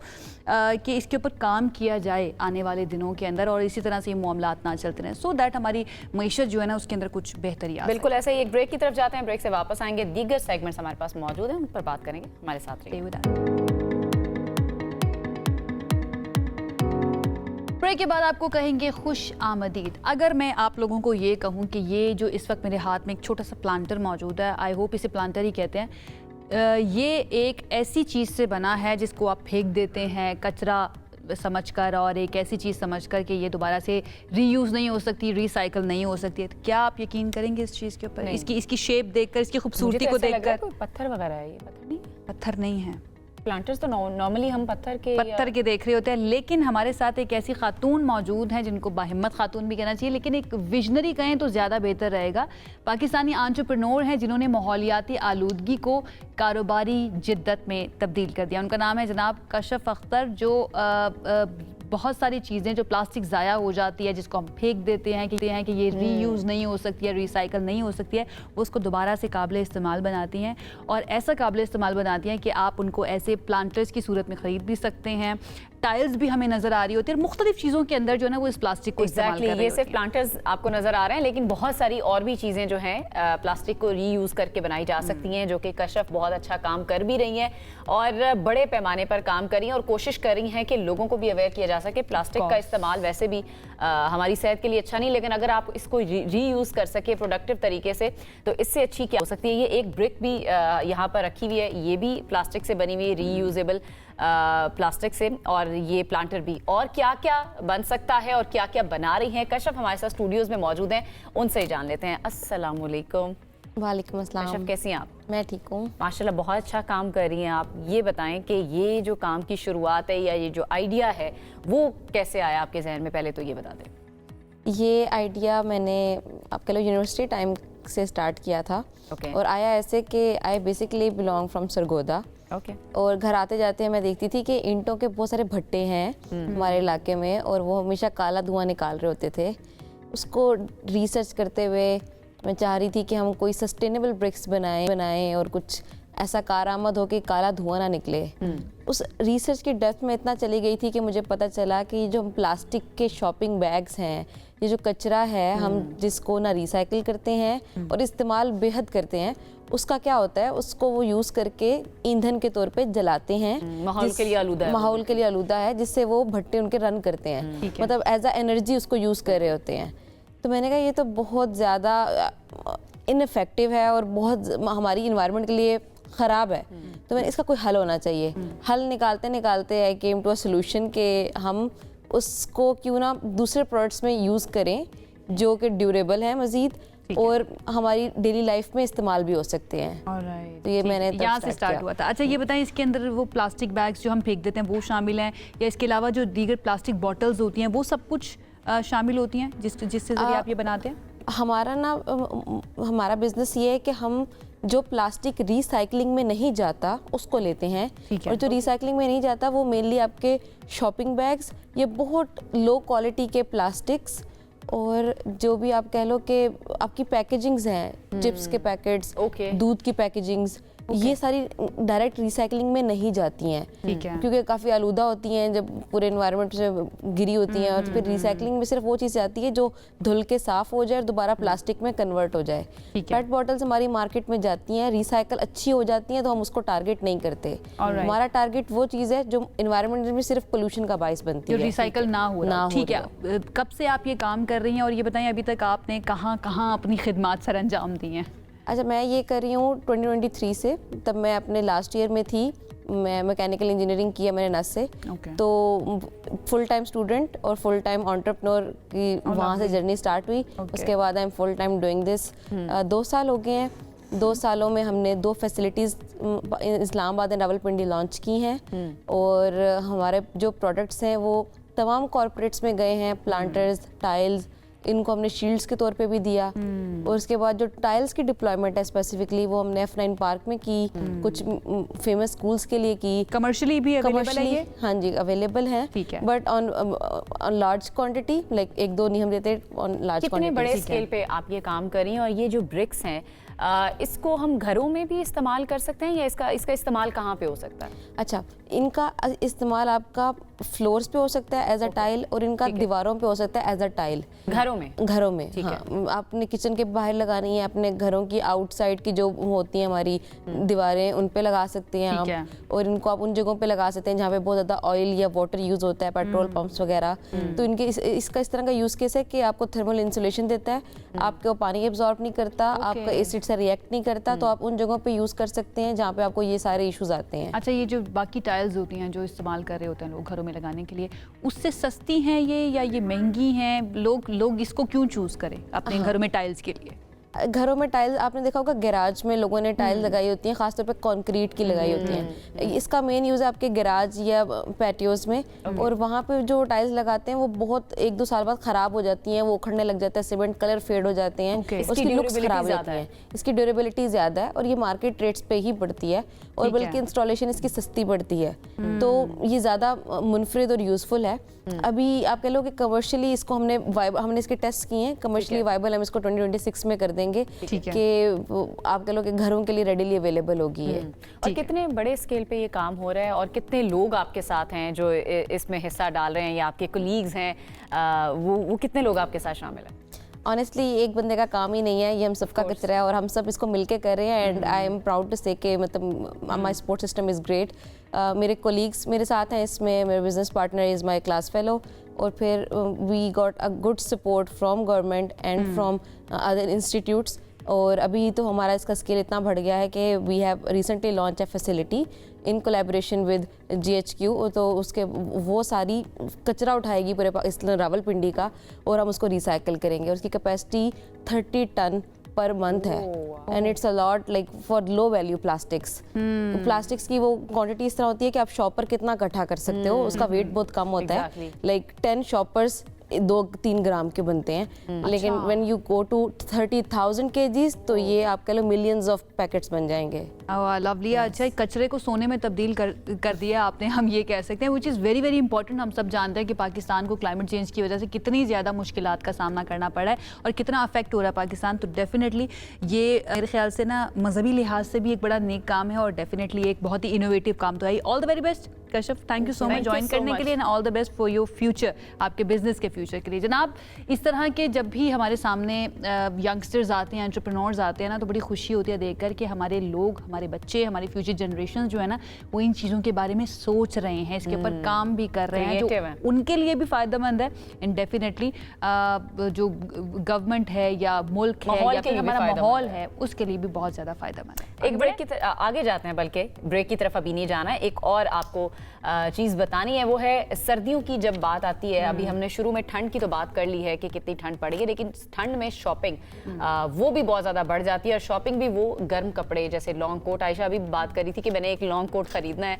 तो इसकी खरीदारी जो है ना वो सारी मार्केट्स में हमें तेज़ होती हुई नजर आए, सारे शहरों में, लाहौर की बात कर लें, इस्लामाबाद की बात कर लें, तो लेकिन जो नए कपड़े हैं वो अफोर्डेबल नहीं है, इतनी महंगे हो चुके हैं, ऐसा लगता है कि वो कहेंगे कि भाई मुझे ना अपने जायदाद के अंदर हिस्सा भी दे दो। कितना पैसे रख के जाना पड़ेगा अगर आपने नया एक लॉन्ग कोट खरीदना है कहीं से? मेरे ख्याल से अब अगर आप 15 से 20 हज़ार एटलीस्ट एक कोट के लिए आपके पास होने चाहिए। आप यूज मार्केट में चले जाएं, संडे मार्केट्स में जाएं और वहां से कपड़े थ्रिफ्ट स्टोर्स की बात कर रहे हैं, की बात कर रही हूं। इंग्लिश में अब कहा जाता है, थोड़ी सी मॉडर्न लैंग्वेज में थ्रिफ्ट स्टोर, लेकिन इसके ये बहुत सारे और भी नाम होते हैं, जैसे लंडा बाजार भी होता है। तला सईद की तरफ चलते हैं जनाब, और उनसे जानते हैं कि कौन सी मार्केट में वो मौजूद हैं, वहाँ पर कितने के कोट्स मिल रहे हैं और गर्म कपड़े जो है ना वो अफोर्डेबल हैं भी या नहीं है। उमर, सर्दी की शिद्दत में इजाफे के साथ ही बाज़ारों के अंदर रश लग चुका है और लोग गर्म मलबूसात की ख़रीदारी के लिए कुछ तो शॉपिंग मॉल्स का रुख कर रहे हैं, कुछ लोग जो हैं वो ब्रांडेड शॉप्स का रुख कर रहे हैं, तो बहुत से लोग ऐसे भी हैं जो कि सस्ते दामों गर्म मलबूसात की ख़रीदारी के लिए इस्तेमाल शुदा कपड़ों की दुकानों का रुख कर रहे हैं। इस वक्त मैं लाहौर के मेयो अस्पताल के करीब ही मौजूद इस्तेमाल शुदा मलबूसात की मार्केट के अंदर मौजूद लोग जो हैं वो काफ़ी बड़ी तादाद के अंदर जो हैं वो यहाँ का रुख किए हुए हैं और यहाँ पर दुकानों पर गर्म मलबूसात की ख़रीदारी जो है वो कर रहे हैं, चाहे जैकेट्स हों या फिर उसके साथ ही साथ हाई नेक्स हों, इनकी खरीदारी जो है वो ज़ोरों शोर से जारी है। लेकिन इस दफ़ा जो सबसे ज़्यादा ट्रेंडिंग जो आइटम है मार्केट के अंदर वो या तो हुडीज़ हैं या फिर लॉन्ग कोट्स हैं। लोग जो हैं वो अपने पूरे ज़्यादा जिस्म के हिस्से को ढांपने के लिए लॉन्ग कोट्स को जो है वो इस दफ़ा तरजीह दे रहे हैं और मार्केट के अंदर इनके दाम भी जो हैं वो 1500 रुपये से लेकर जो है वो 4500-4000 रुपये तक वसूल किए जा रहे हैं। इसी तरह से अगर जैकेट्स की बात की जाए तो जैकेट्स जो हैं वो 1000 रुपये से लेकर 2200-2500 रुपये तक के अंदर फ़रोख्त हो रही हैं। अगर हुडीज़ की बात की जाए तो हुडीज़ जो है वो 700 रुपये से शुरू होकर 1500 से 1800 रुपये तक फ़रोख्त हो रही हैं। शहरियों का यही कहना है कि यह जो बाज़ार है यहाँ पर कदरे सस्ते और बेहतर मलबूसात जो हैं वो ख़रीदे जा सकते हैं और पैसा जो है वो ज़्यादा बचाया जा सकता है। इसीलिए वो यहाँ का रुख करते हैं और यहाँ से अपनी ज़रूरत के मुताबिक जो है वो कपड़े लोग ख़रीद रहे हैं।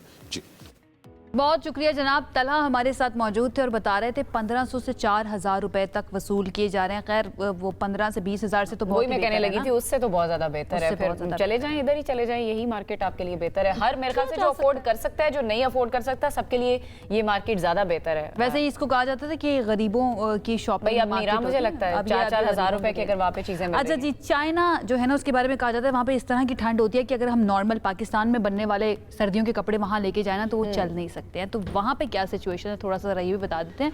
चाइना का शहर है हाबन, वहाँ पर स्नो वर्ल्ड फेस्टिवल जो है ना वो सज चुका है और यहाँ पर क्या ही खूबसूरत मनाजिर नजर आ रहे हैं और लोग भी बड़ी तादाद में यहाँ पर मौजूद है। और कहा जाता है कि इस फेस्टिवल में शिरकत के लिए ना दुनिया भर से लोग आते हैं। बिल्कुल ऐसा ही है। आपको मौका मिला आप जाएंगे? फेस्टिवल इसको कहते हैं। मैं बिल्कुल जाऊंगी, ऐसी चीजें क्यों ना देखें। हम जाके लाइव टीवी पे देखना और बात होती है, जाकर देखना और बात होती है। अब इस फेस्टिवल की रंगीनियां देखें आप, आसमान पे क्या ड्रोन शो भी नजर आ रहे हैं। ड्रोन शो भी एक पूरा शहर आबाद किया हुआ है जनाब यहाँ पर ice and snow world festival के अंदर। 27वीं सालगिरह के मौके पर दुनिया भर से यहाँ पर डिफरेंट तरह के मॉन्यूमेंट्स भी बनाए गए हैं और सयाह जो है ना उनको डेफिनेटली देखने को भी बहुत ज़्यादा मिल रहा है। अच्छी बात मुझे ये लगती है इस तरह की फेस्टिवल्स की यहाँ पे खाने की बड़े मजे की चीज़ें होती हैं। खाने के लिए आयशा ने जाना है, देखने के लिए कुछ नहीं जाना। सर्दियों में आपको फील नहीं होता कि गरम गरम कुछ कंफर्ट फूड जो है ना वो आपके पास बेड में आपको देते हैं? कंफर्टेबल होकर खा लेंगी वहाँ पे। आई लाइक चाइनीज फूड, लेकिन हलाल होना चाहिए। फिर आपको जाना चाहिए। इंपॉर्टेंट जो है ना वो ये है कि हलाल होना चाहिए। लेकिन जो थीम रखी गई है ना इस साल वो ये है कि एक परियों की कहानी और उसकी दुनिया। बिल्कुल ऐसा ही है। एक ब्रेक की तरफ जाते हैं, वापस आएंगे, दीगर सेगमेंट्स पर बात करेंगे। हमारे साथ रहिए। ब्रेक के बाद आपको कहेंगे खुशामदीद। अब हम बात करेंगे सेहत के एक ऐसे मसले की जो कि लाखों अफराद की ज़िंदगियों को मुतासर कर रहा है। यानी हम बात करें जोड़ों के दर्द की या सूजन की। अक्सर लोग ये कह रहे होते हैं, ख़ासतौर पर एक सर्टन एज तक पहुंचते हुए जोड़ों का दर्द शुरू हो जाता है। हमारे पेरेंट्स में है या ग्रैंड पेरेंट्स में अक्सर ये शिकायत सामने आ रही होती है कि जोड़ों का दर्द है या सूजन हो गई है। और पहले हम ये समझते थे कि शायद ये एजेड लोगों में ही हो सकता है, उम्र रसीदा अफराद में ही हो सकता है, लेकिन हकीकत ये है कि ये किसी भी उम्र में हो सकता है। आज हम इसी पर बात करेंगे कि असल वजूहात इसकी क्या हैं, क्या अलामात हैं और कौन कौन सी इकसाम हो सकती हैं। आर्थराइटिस की हम बात करें, अगर आपके जॉइंट्स के अंदर दर्द होता है ना तो मसला क्या है ये आज हम समझने की कोशिश करेंगे और इसका हल भी आपके सामने रखने की कोशिश करेंगे। हमारे साथ इस वक्त मौजूद हैं मारूफ ऑर्थोपेडिक सर्जन है डॉक्टर फ़हीम खान साहब। उनको वेलकम करें। अस्सलाम वालेकुम डॉक्टर साहब। वालेकुम अस्सलाम। कैसे हैं आप? ठीक ठाक हैं? ये किन लोगों को जॉइंट पेन जो है ना, स्पेशली अगर हम नीज़ की बात करें, नीज़ में हमें ज़्यादा फील होता है, किन लोगों में ज़्यादा होता है ये आर्थराइटिस सोजिश जॉइंट को इसको हैं तो इसकी बहुत सारी फॉर्म्स। इसको मेनली अगर डिफ़ाइन करें या क्लासिफाई करें तो 3 फॉर्म्स, ऑस्टियोआर्थराइटिस, रूमेटॉइड आर्थराइटिस और गाउट। आपने हमें आसान अल्फाज में समझाना है। आसान अल्फाज में ये है कि जो ऑस्टियोआर्थराइटिस है वो एज रिलेटेड है। ओके। और वो बड़े जॉइंट्स में होती है। ठीक है। और वो जेनेटिकली प्रीडिस्पोजिशन उसकी ज़्यादा है। ठीक है। तभी इसको प्राइमरी ऑस्टियोआर्थराइटिस कहते हैं क्योंकि इसकी कोई कॉज नहीं होती है सच। अच्छा। जो दूसरी फॉर्म है वो रूमेटॉइड आर्थराइटिस है। उसमें मेनली स्मॉल जॉइंट्स इफेक्ट होते हैं। उसमें सुबह में मॉर्निंग स्टिफनेस होती है स्मॉल जॉइंट्स में। और अगर ट्रीटमेंट नहीं करें तो उसमें डिफॉर्मिटी बहुत जल्दी आ जाती है और ये यंग एज में भी हो सकती है।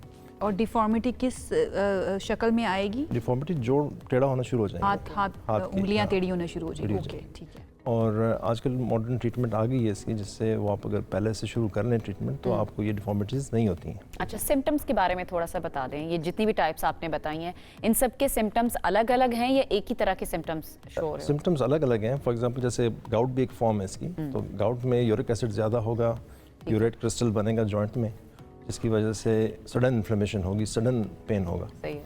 तो वो ज़्यादातर फुट को अफेक्ट करेगा। मेनली जो हमें जो पॉपुलेशन में कॉमन आर्थराइटिस है वो ऑस्टियोआर्थराइटिस है। वो बेसिकली बनती है बिकॉज जैसे जैसे एज ज़्यादा होती है वेयर एंड टेयर होगा और जॉइंट पे लोड ज़्यादा होगा। अब अगर आपकी ओबेसिटी है, वज़न ज़्यादा है, तो जिस तरह आप एक जो सिंपल फार्मूला है कि stress is equal to force divide by area, तो अगर फोर्स ज़्यादा है, वज़न ज़्यादा है, तो स्ट्रेस ज़्यादा हो जाएगा, वेयर एंड टेयर ज़्यादा हो जाएगा। वेट का मसला हो तो वेट फिर का ज़्यादा मसला उसे भी है। अगर हम एक्सरसाइज नहीं करते हैं, इसके लिए लाइट एक्सरसाइज क्या अदादो शुमार हैं पाकिस्तान में इस वक्त? पाकिस्तान कहाँ पर स्टैंड कर रहा है? कितने पेशेंट्स हैं इस वक्त? तो ये बहुत प्रेवलेंट है हमारी सोसाइटी में स्पेशली। ठीक है। मैं जब इंग्लैंड आयरलैंड में काम करता था तो अगर 10 पेशेंट्स आते थे उनमें 50% हिप्स होती थी, 50% नीज़ होती थी। ठीक है। यहाँ पर जब 10 पेशेंट आते हैं उसमें 90% नीज़ होती हैं और 10% हिप्स होती हैं। तो the reason why we have more knees इसके जेनेटिक प्रीडिस्पोजिशन की वजह से। ठीक है। और उस वजह से यहाँ पे अर्ली आर्थराइटिस भी ज़्यादा है। आपको 40 इयर्स की एज में लोग आते हैं और काफ़ी सारी डिफॉर्मिटी के साथ आते हैं। क्योंकि लोगों को अवेयरनेस नहीं है इसलिए लोग आते हैं, बहुत सारी डिफॉर्मिटी लेके आते हैं, अर्ली नहीं आते हैं। ये ना डॉक्टर साहब, हम जब तक वो ज़्यादा मसला ख़राब ना हो जाए ना तब तक हम डॉक्टर के पास जाते नहीं हैं। प्रिवेंटिव मेजर्स हम क्या ले सकते हैं इसके लिए? तो प्रिवेंटिव मेजर्स अगर आपको अर्ली एज में अगर आपको पता चले कि है, तो जैसे मैंने बताया वेट रिड्यूस करें, एक्सरसाइज शुरू करें जिसमें walk, light impact exercise, swimming और single best known exercise for example knee arthritis के लिए जो प्रूवन है साइंटिफिकली वो जिम साइकिलिंग है। अच्छा। जिससे आपके मसल स्ट्रांग होते हैं। अक्सर आपने देखा होगा लोग नीज को एक कवर लगा देते हैं, किया हुआ होता है। तो उसका टेम्परेरी इफेक्ट तो आएगा क्योंकि वो गर्म हो जाता है, आपको थोड़ा सा अच्छा लगता है, लेकिन लॉन्ग टर्म में बिकॉज आपने एक प्रेशर लगाया हुआ है, आपकी मसल्स का जो ऑक्सीजनेशन है वो कम हो रही है और उसकी वजह से वो वीक होते हैं और फिर उससे पेन और ज़्यादा बढ़ता है। अच्छा, और भी एक्सरसाइजेज हैं जो आप लोग रेकमेंड करते हैं इस तरह के पेशेंट्स को जो घर पे बैठ के कर सकें या फिर रेकमेंड कर सकें किसी फिजियो के पास? क्योंकि नमाज पढ़ने में भी लोगों को चूंकि जॉइंट का यहाँ पर प्रॉब्लम है तो झुकने में मसला हो रहा होता है। ये अब डिपेंड करेगा ना आर्थराइटिस किस ग्रेड की है। मतलब अगर वेयर एंड टेयर है, अंदर से रिगमाल की तरह हो गया है, आप उसको बार बार रगड़ रहे हैं और एक्सरसाइजेस करना चाह रहे हैं तो और ही ज़्यादा इन्फ्लेमेशन होगी और ज़्यादा पेन होगा। सुनने में अजीब सा मुझे यहाँ पर अजीब फील होना शुरू हो गया है, रेगमाल की तरह। अच्छा डॉक्टर साहब, ये बताएं कि कौन लोग ज़्यादा वल्नरेबल हैं इस चीज़ के होने के लिए? एंड देन एक और सवाल जो मेरे जहन में आ रहा था, मैंने एक वीडियो देखी थी उसमें आर्थराइटिस का एक खातून को मसला होता है, वो वेट ट्रेनिंग शुरू कर देती हैं बूढ़ी उम्र में एंड देन वो रिकवर कर जाती हैं उसे। क्या ऐसा पॉसिबल है? तो अगर अर्ली आर्थराइटिस है उसमें आप एक्सरसाइज कर सकते हैं, आप वज़न कम कर सकते हैं, उसमें आपको काफ़ी इम्प्रूवमेंट आएगी सिम्टम्स में। ठीक है। लेकिन जैसे जैसे एडवांस होता जाएगा, तो जैसे हम सिम्टम्स पे बात कर रहे थे, मेन सिम्टम इसका पेन है और पेन इसका परसिस्टेंट होता है। ठीक है। दूसरा इसमें नाइट पेन शुरू हो जाती है, रात की दर्द। ठीक है। तो जब किसी को नाइट पेन शुरू हो जाए फिर वो इंडिकेशन बन जाती है कि आप इसकी सर्जरी करा लें। ठीक है। और इसकी सर्जरी के बड़े अच्छे रिजल्ट्स हैं, नी रिप्लेसमेंट्स वगैरह के, हिप रिप्लेसमेंट्स के बड़ी सक्सेसफुल ऑपरेशंस हैं जिससे लोग इस मुल्क में झिझकते हैं कराने से। लेकिन आप एक दिन सर्जरी करें, घंटा लगता है सर्जरी करने में, नेक्स्ट डे आप उसको चला दें। रिप्लेसमेंट का मतलब कि आपकी बॉडी के अंदर जो जॉइंट है वो ही रिप्लेस हो जाएगा? जी नहीं, आर्टिफिशियल जॉइंट होता है। अच्छा। जिस तरह आप दांत के ऊपर एक कवर लगाते हैं, एग्जैक्टली उसी तरह ये है जो नी जॉइंट वो रेगमाल की तरह जो इसके ऊपर एक कवर आ जाएगा। ऊपर एक कवर लगा देते हैं। अच्छा, ये कम्प्लीटली क्योरेबल है? पहले तो ये बता दें कि जितने भी पेशेंट्स हैं चाहे वो किसी भी लेवल पर हैं, कम्प्लीटली वो क्योर कर सकते हैं? और दूसरा मेरा सवाल कि ख़वातीन में, मैं कहीं पर पढ़ रही थी, ख़वातीन में ये मसला ज़्यादा है, उसकी वजह क्या है? क्योर कम्प्लीटली तो इसका नहीं हो सकता। अगर हम ऑस्टियोआर्थराइटिस की बात कर रहे हैं तो वो जैसे मैंने बताया आपको, अगर आपको अर्ली है, ये हो सकता है आपकी सारी ज़िंदगी गुजर जाए और वो एक अर्ली स्टेज में ही रहे, एडवांस ही नहीं बढ़े ना। लेकिन बाज़ लोगों को अगर एक्सेलरेशन आएगी तो ये भी हो सकता है कि वो 2 साल के अंदर अंदर आ जाएँ और काफ़ी एडवांस आर्थराइटिस के साथ आ जाएँ जिसमें जोड़ बिल्कुल बैठ गया और डिफॉर्मिटी भी शुरू होगी। ठीक है। ख़वातीन में क्यों ज़्यादा? ख़वातीन में इसलिए कि वो अगर न्यूट्रिशनली अगर चैलेंज्ड हैं और ऑस्टियोपोरोसिस जल्दी सेटन हो जाती है, तो बोन्स थोड़ी सॉफ्ट होती हैं, उससे डिफॉर्मिटीज जल्दी आ जाती हैं। इनकी वेयर एंड टेयर भी तो ज़्यादा होती है ना, बेचारी काम भी तो इतना करना पड़ता है उनको घर के अंदर। अच्छा डॉक्टर साहब, ये बता दीजिए डाइट स्पेशली इससे बचने के लिए, आर्थराइटिस से बचने के लिए, जिनको हो चुका है उनको क्या लेनी चाहिए और इससे बचने के लिए फिर हमारी डाइट के अंदर क्या क्या बैलेंस क्या होना चाहिए? तो डाइट में जैसे गाउट की बात मैं कर रहा था, तो उसमें रेड मीट, सी फूड और जैसे कुछ दालें, बेसिकली वो चीज़ें जिससे यूरिया बढ़ता यूरिक है एसिड कम, उससे आपको अवॉइड करें। और अदरवाइज़ एक हेल्दी वाइट बैलेंस, मीट ले सकते हैं, वाइट मीट ले सकते हैं। अदरवाइज़ हेल्दी बैलेंस डाइट होनी चाहिए जिसमें प्रोटीन हो, कैल्शियम, विटामिन डी हो, ओमेगा 3 हो, इससे आपको अच्छा हुआ आएगा, अच्छा हो सकता है। बिल्कुल ठीक है, thank you so much. Doctor Fahim हमारे साथ मौजूद थे और हमारे सारे सवालों के ऐसे जवाब जो है ना उन्होंने हमें दे दिए हैं। जनाब अपना बहुत ज़्यादा ख्याल रखिए। अगर आपको सिम्टम्स नहीं हैं, एक्सरसाइज तो देखो सबको ही करनी चाहिए ना, लेकिन अगर आपको आर्थराइटिस का भी मसला शुरू हो चुका है तो उसमें भी बहुत ज़रूरी है कि आप एक्सरसाइज करें, साइकिलिंग करें, साइकिलिंग करें, अपनी डाइट का बहुत ज़्यादा ख्याल रखें और बैलेंस डाइट। बात सारी आपके लाइफस्टाइल के ऊपर आ जाती है। जब भी हम सेहत की बात करते हैं, मसले पे शुरू करें, एंड पे हम ये बात कर रहे होते हैं। लाइफस्टाइल आपका ठीक है ना तो आप ठीक रहेंगे, ये बड़ा ज़रूरी है। अपना ख्याल रखना बड़ा ज़रूरी है। वैसे भी मुझे लगता है ये हमारा मजहबी फरीज़ा है। Once again thank you so much doctor Fahim हमारे साथ मौजूद थे। अच्छा जी, आगे बढ़ जाते हैं और एक रेहान भाई का पैकेज हमने शामिल करना है। बिल्कुल ऐसा ही है, लेकिन थोड़ा सा बता देते हैं कि वो है किस बारे में। अपना घर और अपने प्यारे किसी अच्छे नहीं, अपने प्यारे जो हैं वो किसे अच्छे नहीं लगते। दिन भर की जो भाग दौड़ होती है उसके बाद ये अपना घर ही होता है जहाँ पर आपको सच्ची खुशी मिल रही होती है, फिर दिल का सुकून मिल रहा होता है। हम कहते हैं चाहे सारा दिन ख्वार होके कहीं पे भी, फिर अपने घर में आके ऐसी तसल्ली होती है, ऐसा सुकून मिलता है जो दुनिया में हमें कहीं नहीं मिल रहा। अच्छा, अम्मी जब डांट रही होती है उस पर तो अपने किसी कोने में छुप जाए ना। अच्छा चले खैर जी, आपका घर, आपका कमरा, आपकी चीज़ें जिससे आपको बहुत ज़्यादा मानूसियत होती है, आपको वहीं पर जाकर सुकून मिलता है।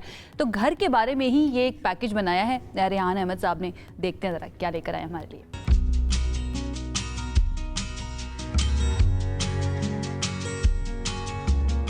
लोग आपने देखा होगा पूरी दुनिया में घूमते हैं, अपने घर से निकलते हैं, मुख्तलिफ मुल्कों में जाते हैं, कोई इटली जाता है, कोई अमेरिका जाता है, कोई कनाडा जाता है। लेकिन कुछ लोग ऐसे होते हैं जो अपने घरों से इतना प्यार करते हैं और अपनी ज़िंदगी को बेहतर बनाने के लिए, ज़िंदगी का लुत्फ़ उठाने के लिए इतना खूबसूरत तरीके से अपने घर को डेकोरेट करते हैं कि वो दूसरों के लिए मिसाल बन जाता है। मेरे पीछे जो घर आप देख रहे हैं ये ऐसा ही एक घर है और ये घर जो है इस्लामाबाद में वाक़ है।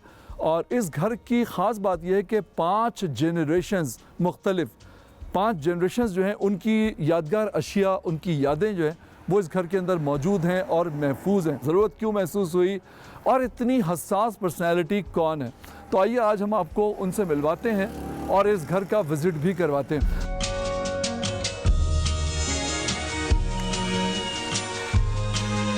माशाल्लाह ये शौक़ आपका 5 जनरेशन्स की मोहब्बतों का मरकज़ आपने इस घर को बना दिया। जी बिल्कुल। तो किसी से इंस्पायर थी आप?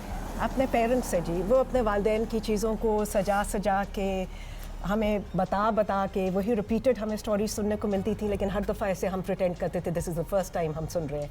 तो वहाँ से हमने ये ऑफ कोर्स पेरेंट्स से ही बिल्कुल सही है।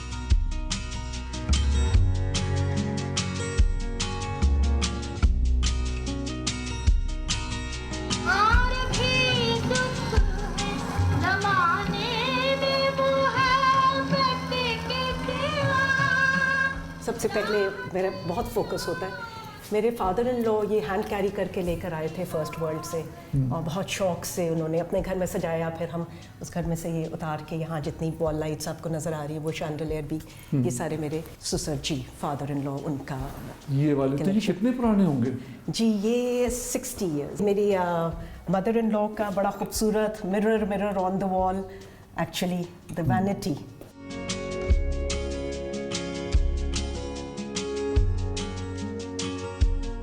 कि जी सिस्टम है ये भी 60 इयर्स ओल्ड। अब मेरे हस्बैंड जो है इस रेनोवेट करते हैं म्यूज़िक सिस्टम्स को पुराने। ये हमें मेरी खाला सास से हमें मिला। हमारी सारी फैमिली को ये पता था कि हम कलेक्ट करते हैं और फिर डिस्प्ले में रखते हैं, उनको अलाइव रखते हैं। इसलिए वो प्राइड लेते थे कि चलो इनको दिया जाएगा तो ये डब्बे में बंद करके बंद नहीं कर देंगे, बल्कि ये डिस्प्ले में रखेंगे और बेहतर तो यही होगा कि ये ठीक करा लें। तो फिर मेरे हस्बैंड रिस्टोर करके इसको चलाकर, और बहुत सारा इक्विपमेंट जो है वो ब्लूटूथ पे भी चलता है। मैं आपको ये बताऊँ कि मेरे ग्रैंड चिल्ड्रन कितना इसको अप्रिशिएट करते हैं और वो ये कहते हैं कि जी अच्छा हम ये इनहेरिट करेंगे, okay we want to add to it.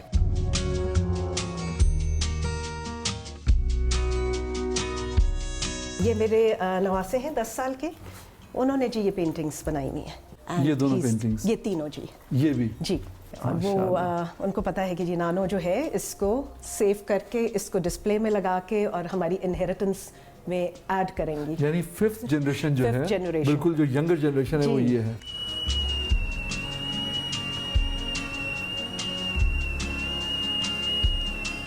ये जी अम्मी की केटल, क्या बात इट्स स्टिल वेसल्स। हम इसी में चाय के लिए पानी जब गर्म करते हैं अम्मी को याद करते हैं। उन्हीं का ये अवन टोस्टर था। हाँ। इसको हम याद करते हैं, इसमें बनाते हैं। माय मदर्स, ये उनका प्रोबेबली बड़ी एक खूबसूरत कलेक्शन थी। ये पेरिस से ये लेकर आई थी और ये हॉट प्लेट है जो कि इलेक्ट्रिक यहाँ से जी, इसको हम इस तरह से दिखाते हैं। ये अभी भी इट वर्क्स। क्या बात है, यानी सारी चीजें जी। कोई भी चीज घर में ऐसी नहीं है जो नाकारा हो, ऐसे ही जो काम ना करती जी, हो। बिल्कुल।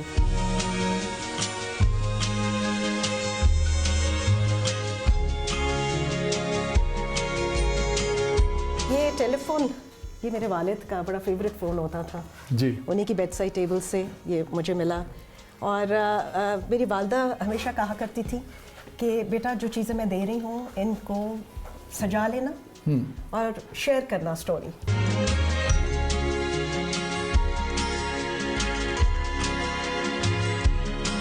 यहाँ पे जी मेरी अम्मी की शादी का जर्मन सिल्वर जो जब उन्होंने मुझे ये दिया तो मुझे कहती थी कि बेटा इसको सजा के रखना और शेयर करना और बताना सबको कि ये आपकी अम्मी की शादी के था सारा। मेरे नाना के ग्लव्स, हंटिंग ग्लव्स है।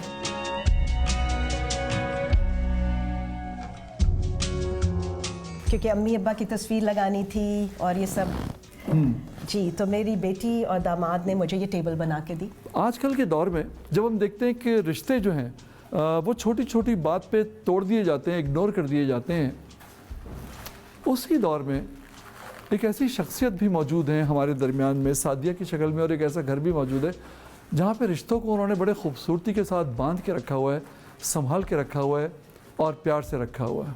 ये बहुत बड़ी बात है, इस घर से सीखना चाहिए। वो तमाम लोग जो ये सेगमेंट देख रहे हैं वो इससे सीखें इस बात से और इसे अपनी ज़िंदगी में शामिल करें। कैमरामैन अदील अब्बासी के साथ रेहान अहमद, हम न्यूज़, इस्लामाबाद।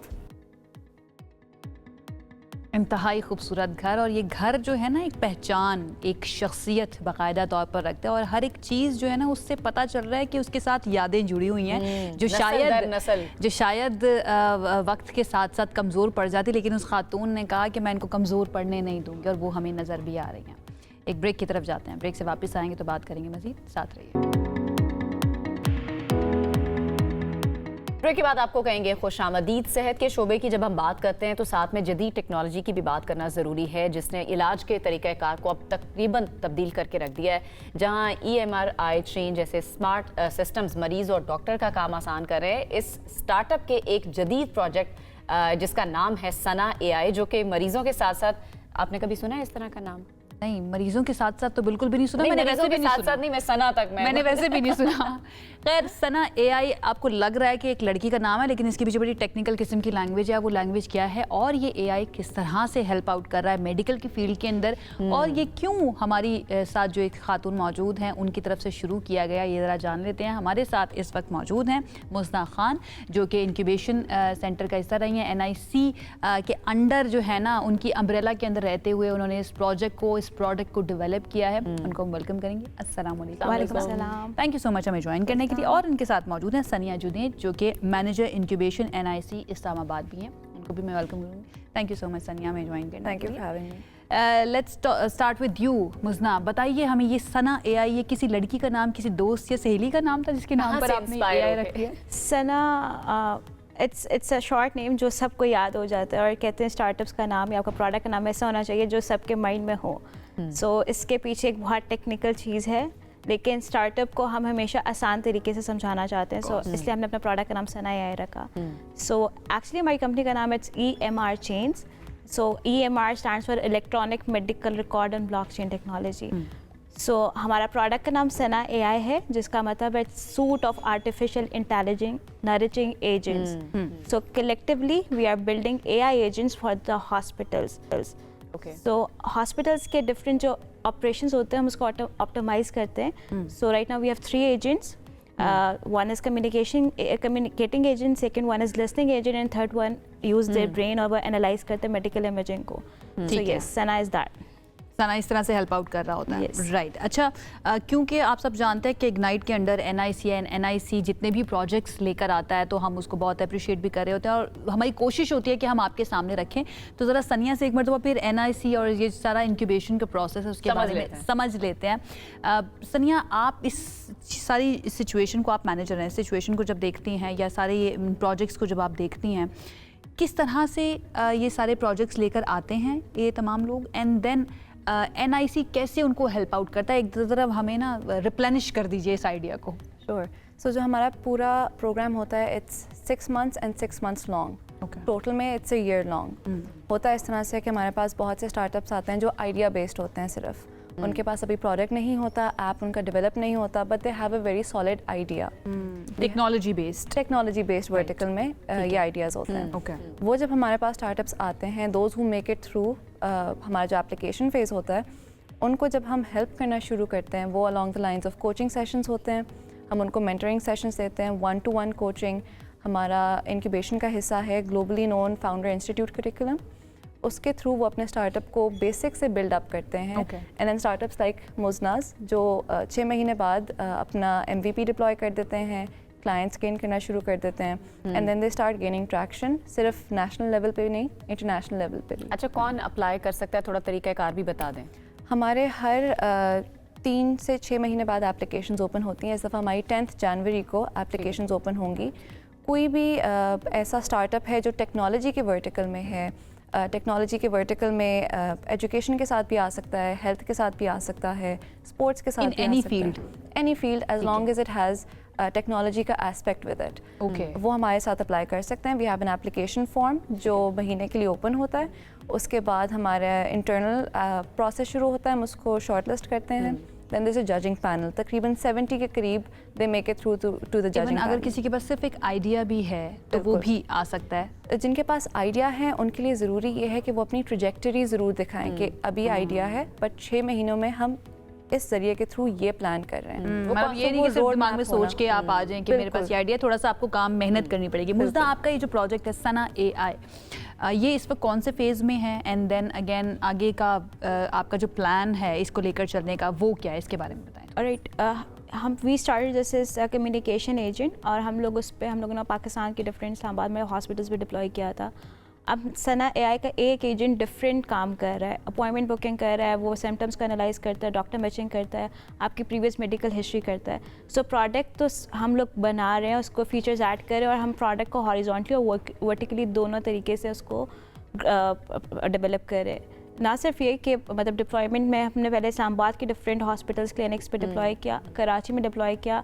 अब इंटरनेशनली कतर में हमारी हमने डिप्लॉयमेंट कर हॉस्पिटल लेवल पर डिप्लॉयमेंट होगी या फिर एक इंडिविजुअल भी अपने तौर पर भी इसको इसके इस्तेमाल का तरीका बेसिकली सो कस्टमर जर्नी इस तरह से होती है कि हमारा मतलब हम जो डील करते हैं हमारा B2B मॉडल है बिजनेस टू बिजनेस मॉडल है तो हम हॉस्पिटल्स को डायग्नोस्टिक सेंटर्स को या क्लिनिक की कम्युनिकेशन चैनल्स होते हैं उनके व्हाट्सएप उनके फ़ोन नंबर्स उनके SMS नंबर्स या उनके वेबसाइट्स पे डिप्लॉय करते हैं और उनका जब पेशेंट जब गूगल पे सर्च करते हैं what is best dentist available in my vicinity तो हम जो सबसे पहले गूगल पे चीज़ आती है it's phone number their website और उनका डायरेक्शन आती है तो कहीं पे भी वो रब्ता करना चाहेगा तो हमारा AI एजेंट उसको रिस्पॉन्ड करेगा उसकी ज़बान में उर्दू इंग्लिश अरबिक ज़बान का मैं यही पूछने वाली थी लैंग्वेज के बारे में अच्छा इसकी डिमांड कितनी है कितने लोग आपको कॉन्टैक्ट कर रहे हैं इस प्रोडक्ट के लिए ये कितने हॉस्पिटल्स हैं जो आपको अप्रोच कर रहे हैं सो इनिशियली तो हम प्रोटोटाइप स्टेज में थे हम लोगों ने अभी मार्केटिंग स्टार्ट किया so we have multiple LOIs मतलब अराउंड 30+ LOIs हमारे 20+ डिप्लॉयमेंट्स हैं हमारी नेशनली और 1000 ऑफ पेशेंट को हम इसके थ्रू रोज़ अपॉइंटमेंट बुक करते हैं उनके क्यूरीज को आंसर करते हैं why medical field थोड़ा सा ज़रा let's go back why medical field why did you choose it so technology is here to assist right so जब मैंने मार्केट का गैप आइडेंटिफाई किया ब्लॉकचेन को मैं इनिशियली बहुत इस पर अभी तो हम आर्टिफिशियल इंटेलिजेंस के ऊपर ज़्यादा काम कर रहे हैं बट जब मैंने प्रॉब्लम देखी तो सबसे ज़्यादा data breach is in health care sector और ये डायरेक्टली आप किसी को असेस कर सकते हो किसी की जान बचा के so financial is number 2 and health care is number 1। तो हम लोगों ने कहा इसकी मार्केट लार्ज और हर कोई उधर नहीं जाता, स्कूल नहीं जाता, हर कोई एजुकेशन नहीं जाता, लेकिन हर कोई हॉस्पिटल लाजमी जाता है। सो इसका मार्केट बड़ी है, प्रॉब्लम रीच को कैसे फिर आप ने कंटेन किया है इस एआई के थ्रू? लाइक लोगों का डाटा वो कैसे इस बात पर यकीन करें कि ये सना एआई के पास डाटा है ना वो महफूज होगा? ओके, सो जो मैंने आपको प्रॉब्लम बताया कि डाटा ब्रीच, तो हम उसी को सॉल्व करें। तो हमारे पास डिफरेंट कंप्लाइंस होते हैं, इंटरनेशनल, नेशनल, ड्रैग के, जैसे हीपा है, HLS7 है, SOC 2 है।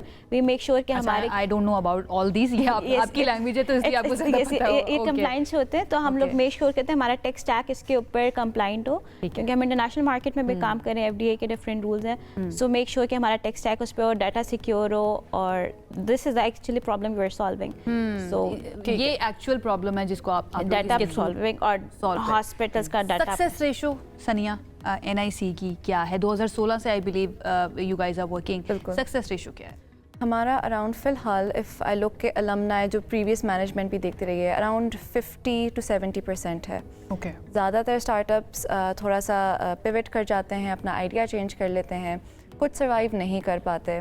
द आइडिया इज़ कि जब तक वो हमारे कांटेक्ट में हैं, हमारे साथ हैं, हम उनको वो पुश प्रोवाइड करते रहें जिनकी उनको ज़रूरत है। अच्छा, कौन से ऐसे प्रोजेक्ट हैं जो NIC इस्लामाबाद को थोड़ा डिफरेंट बनाते हैं या मुनफरिद बनाते हैं? कोई एक प्रोजेक्ट नहीं है NIC इस्लामाबाद में। मज़े की बात यह कि जो भी प्रोडक्ट्स आते हैं, जो भी प्रोजेक्ट्स आते हैं, वो हर एक दूसरे से बहुत यूनिक होता है। मेडिकल फील्ड में देखा जाए, अब हमारे स्पोर्ट्स की फील्ड में हमारे we have another startup Stridex robotics के नाम से। वो जो लोग स्ट्रोक से रिकवर कर रहे होते हैं उनके लिए एक एक्सोस्केलेटन क्रिएट किया हुआ है जो AI के थ्रू उनकी रिकवरी में एड करता है। So it helps them walk for them basically. ठीक है, उनको हेल्प आउट कर रहा है। बिल्कुल ठीक है। अच्छा, इन द एंड ये बता दीजिए कि NIC के अंदर इंक्यूबेशन के अंदर रहते हुए या उसके बाद जितना अरसा NIC सपोर्ट कर रहा है किसी भी प्रोजेक्ट को, तो डेफिनेटली वो उनके पास एक हिम्मत होगी, एक हौसला होगा। उसके बाद के लिए आप किस तरह से गाइडलाइंस देते हैं उन तमाम लोगों को जो अपने प्रोजेक्ट्स लेकर आते हैं, सो दैट वो फेल ना हो आगे जाकर? हमारा NIC ओपन होता है फॉर ऑल अलमनाई जो प्रीवियसली रह चुके हों। ठीक है, they're free to visit, they're free to come. फिर हमारे जो कुछ ट्रेनिंग सेशंस होते हैं they're open for the public. उस पर ना सिर्फ हमारे अलमनाई आ सकते हैं बल्कि वो लोग भी आ सकते हैं जो इनक्यूबेटेड नहीं हैं। ओके, यस, लेकिन वो ट्रेनिंग लेना चाहते हैं।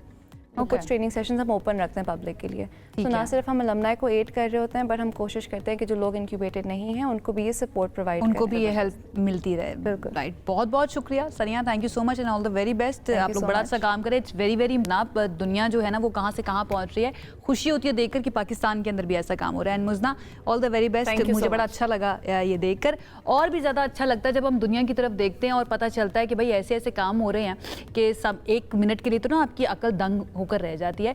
हमारे सामने ये स्टोरी आई, हमने सोचा आपके साथ शेयर करें कि एक नमक के दाने से भी छोटा जो है ना एक छोटा सा रोबोट बना लिया गया, और उसको देखकर मुझे फौरन एहसास हुआ हमारे सामने आया, हम तो इसको नमक समझ के खा भी लें। नमक का दाना कितना होता है, हमें तो ऐसे पड़ा हुआ एक दाना नजर भी ना आए।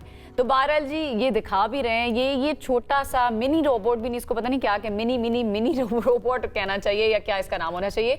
पेंसिल्वेनिया यूनिवर्सिटी और मिशिगन यूनिवर्सिटी के साइंसदानों ने इसे तैयार किया है और ये दावा किया है कि ये दुनिया का सबसे छोटा प्रोग्रामेबल खुदकार रोबोट है, और ये किसी भी जरासीम की तरह दिखने वाला है कि जैसे जरासीम आपको ऐसे नेकेड आई से नजर नहीं आ रहे होते, इसी तरह ही शायद ये भी नजर ना आ रहा हो। तो साइंसदान ये बताते हैं कि ये इस रोबोट ये जो काम करता है, इसे चलाने के लिए सोलर पैनल का इस्तेमाल किया जाता है। और इसके अंदर सोलर पैनल भी है, जस्ट अब इसके अंदर सोलर पैनल है, जस्ट इमेजिन। भाई आई होप जिस तरह से NIC काम कर रहा है ना, सोलर पैनल नहीं है, इस तरह की चीजों के ऊपर भी काम करे, और डेफिनेटली अब इसकी क्या क्या करामात होंगे ये तो फ्यूचर में जाकर हमें पता चल जाएगा। लेकिन ये बहुत ही इंटरेस्टिंग स्टोरी थी, एंड अगेन फिर मैं कहूँगी हमारे सामने आए, हम तो नमक समझ के ना इसको खा ही जाए। एक ब्रेक की तरफ जाते हैं जनाब। ब्रेक से जब हम आएंगे वापस तो करेंगे मजीद बात दीगर अहम टॉपिक्स पर। हमारे साथ रहिए।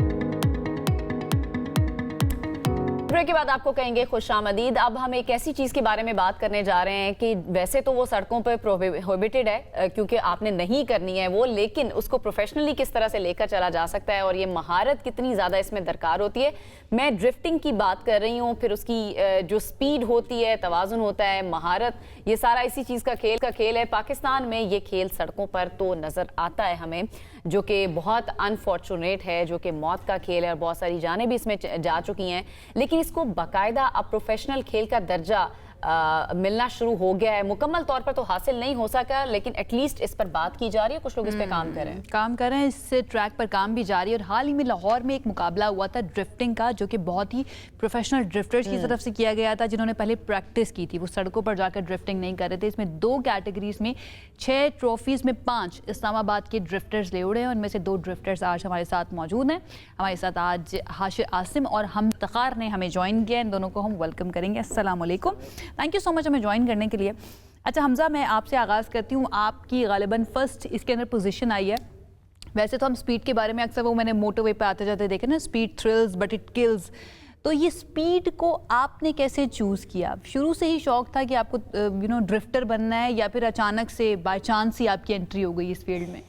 शौक था बचपन से ही, तो ऐसे जैसे बड़े हुए ये रोडों पे आपने देखा होगा लोग ये हैंड ब्रेक उठा के फ्रंट व्हील गाड़ियों को ड्रिफ्ट करना शुरू कर देते हैं। तो हमें इसके लिए बेसिकली चाहिए रेयर व्हील गाड़ी चाहिए, जिसके बैक व्हील्स जो है ना वो स्पिन करें। प्रॉपर एक गाड़ी बिल्ड होनी चाहिए। और ट्रैक हमारे पास जिस तरह लाहौर में काला शकाकू, वहाँ ऐसे गाड़ीज हमारे पास ट्रैक है वहाँ पे पुरुम रेसिंग सर्किट के नाम से। वहाँ हम जाते हैं यहाँ से इस्लामाबाद से अपनी गाड़ियाँ लोड कर। जो गाड़ियाँ होती हैं हमजा, वो वही वाली होती हैं जो आम गाड़ियाँ होती हैं, उसमें थोड़ी सी मॉडिफिकेशन आप लोग करवा लेते हैं, या गाड़ी बिल्कुल मुख्तलिफ होती है?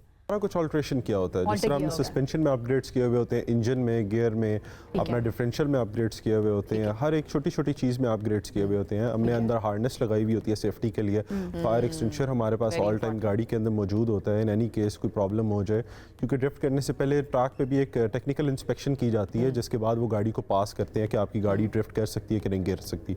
इन केस कोई मिसहैप हो जाता है, कोई प्रॉब्लम हो जाती है, क्योंकि एक खतरनाक खेल है, प्रॉपर सेफ एनवायरनमेंट में होना चाहिए। अगर हो जाता है तो बंदा सेफ रहे। हार्नेस लगी हुई होती है, बंदा सीट से हिलता नहीं है। रोल केज, हाँ जी, रोल केज आपने अक्सर देखा होगा ट्रैक वो रेली वाली गाड़ियों में इंस्टॉल्ड होता है। जस्ट लाइक दैट हमारी गाड़ियों के अंदर भी रोल केज इंस्टॉल होता है। और वो क्या होता है? रोल केज एक ना लोहे का मेटल का पाइप होता है, वो सारा आपकी गाड़ी के साथ ना रीइंफोर्स हुआ होता है। इन एनी केस अगर गाड़ी हिट होती है तो ड्राइवर को बिल्कुल भी इम्पैक्ट नहीं आता, उसको नहीं लगता, कोई लीकेजेस वगैरह नहीं होती। फायर एक्सटिंग्विशर भी गाड़ी में होता है, हार्नेस लगी हुई होती है। एक सीट के साथ ना ड्राइवर बिल्कुल जकड़ा हुआ होता है। नॉर्मली तो वो एक सीट बेल्ट आती है ना गाड़ी के अंदर, एक ही आपने बस एक पिन लगाना है। ये 6 पिन या एक आपको यहाँ से इधर से ऊपर आपके शोल्डर से आके बिल्कुल ये आप लॉक होते हैं सीट बेल्ट के अंदर। अगर खुदा ना खास्ता कोई मिसहैप हो जाए तो ड्राइवर बिल्कुल सेफ रहता है। रेस सूट पहने हुए होते हैं, फायर प्रूफ, यानी बिल्कुल सेफ। प्रिकॉशनरी मेजर्स जो है ना वो सारे लिए जाते हैं बाकायदा प्रोफेशनल ड्रिफ्टिंग करने से पहले। बहुत अच्छा है।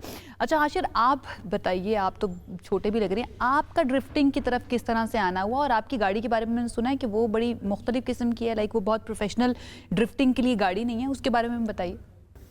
Thank you. अच्छा, मैं अपनी गाड़ी को यूनिक तो नहीं बोलूँगा, क्योंकि मेरी गाड़ी मेरे ग्रुप में या जो भी हम इवेंट पे कम्पीट कर रहे थे, आउट ऑफ ऑल कम्पिटिटर्स, मेरी गाड़ी मतलब सबसे स्मॉलेस्ट इंजन के साथ थी, लाइक द बेसिक सेटअप। यही तो उसको यूनिक बना रही है। मैं इसको क्या बोलूँ, मतलब मेरे लिए तो वो है कि I have to upgrade my car, तो वो एक मोटिवेशन भी है। शुरू मैंने इस तरह किया था कि टीम HQ जिनके साथ अभी हम लोग हैं, हमारी टीम HQ में 5 ट्रॉफियाँ लेकर आई है अभी, 6 आउट ऑफ 6।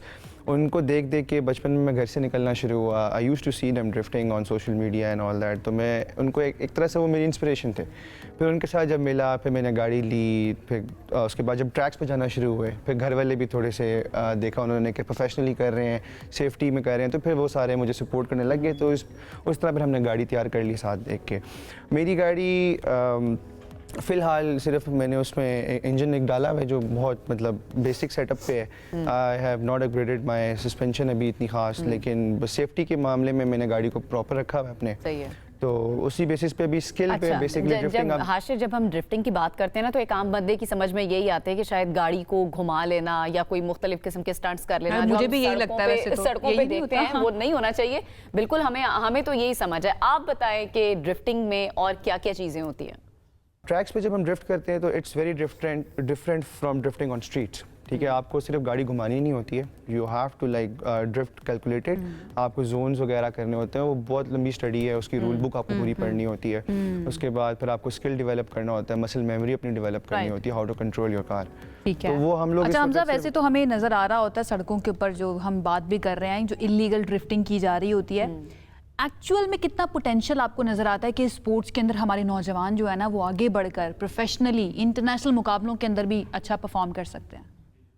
पाकिस्तान में इसका बहुत पोटेंशियल है, अगर लीगली इसको थोड़ा सा तवज्जो मिले तो इसमें पोटेंशियल तो बहुत ज़्यादा है। जिस तरह आपने देखा स्ट्रीट्स पे आप कह रहे हैं ना कि जगह जगह हम देखते हैं लड़की गाड़ियाँ ड्रिफ्ट कर रहे हैं, क्योंकि यहाँ पे ट्रैक्स नहीं है, किसी को भी बिल्कुल भी समझाया नहीं गया कि ये चीज़ किस तरह करनी है, ये शौक है, अवेयरनेस नहीं, यहाँ बिल्कुल भी अवेयरनेस नहीं है लोगों के अंदर। अब हम लोग यहाँ से लाइक एवरी 1 or 2 months हम जाते हैं लाहौर स्पेशली, वहाँ जाके यहाँ से गाड़ियाँ लोड करते हैं, वहाँ जाके गाड़ियाँ अनलोड करके वहाँ 2-3 दिन स्टे करते हैं। इस्लामाबाद में ट्रैक नहीं है, इस्लामाबाद में ट्रैक नहीं है, हमारे पास ट्रैक नहीं है, तो उस पर हमारा एक्सपेंस भी आता है, बड़ा टाइम भी लगता है, 2-3 दिन हम वहाँ स्टे करते हैं। You guys from Islamabad? Yeah, we are from Islamabad. तो वहाँ जाके बड़ा महंगा पड़ता होगा आपको हर दफ़ा वहाँ तक जाना? हाँ ये तो है, लेकिन बस शौक है तो उसके लिए करना पड़ता है।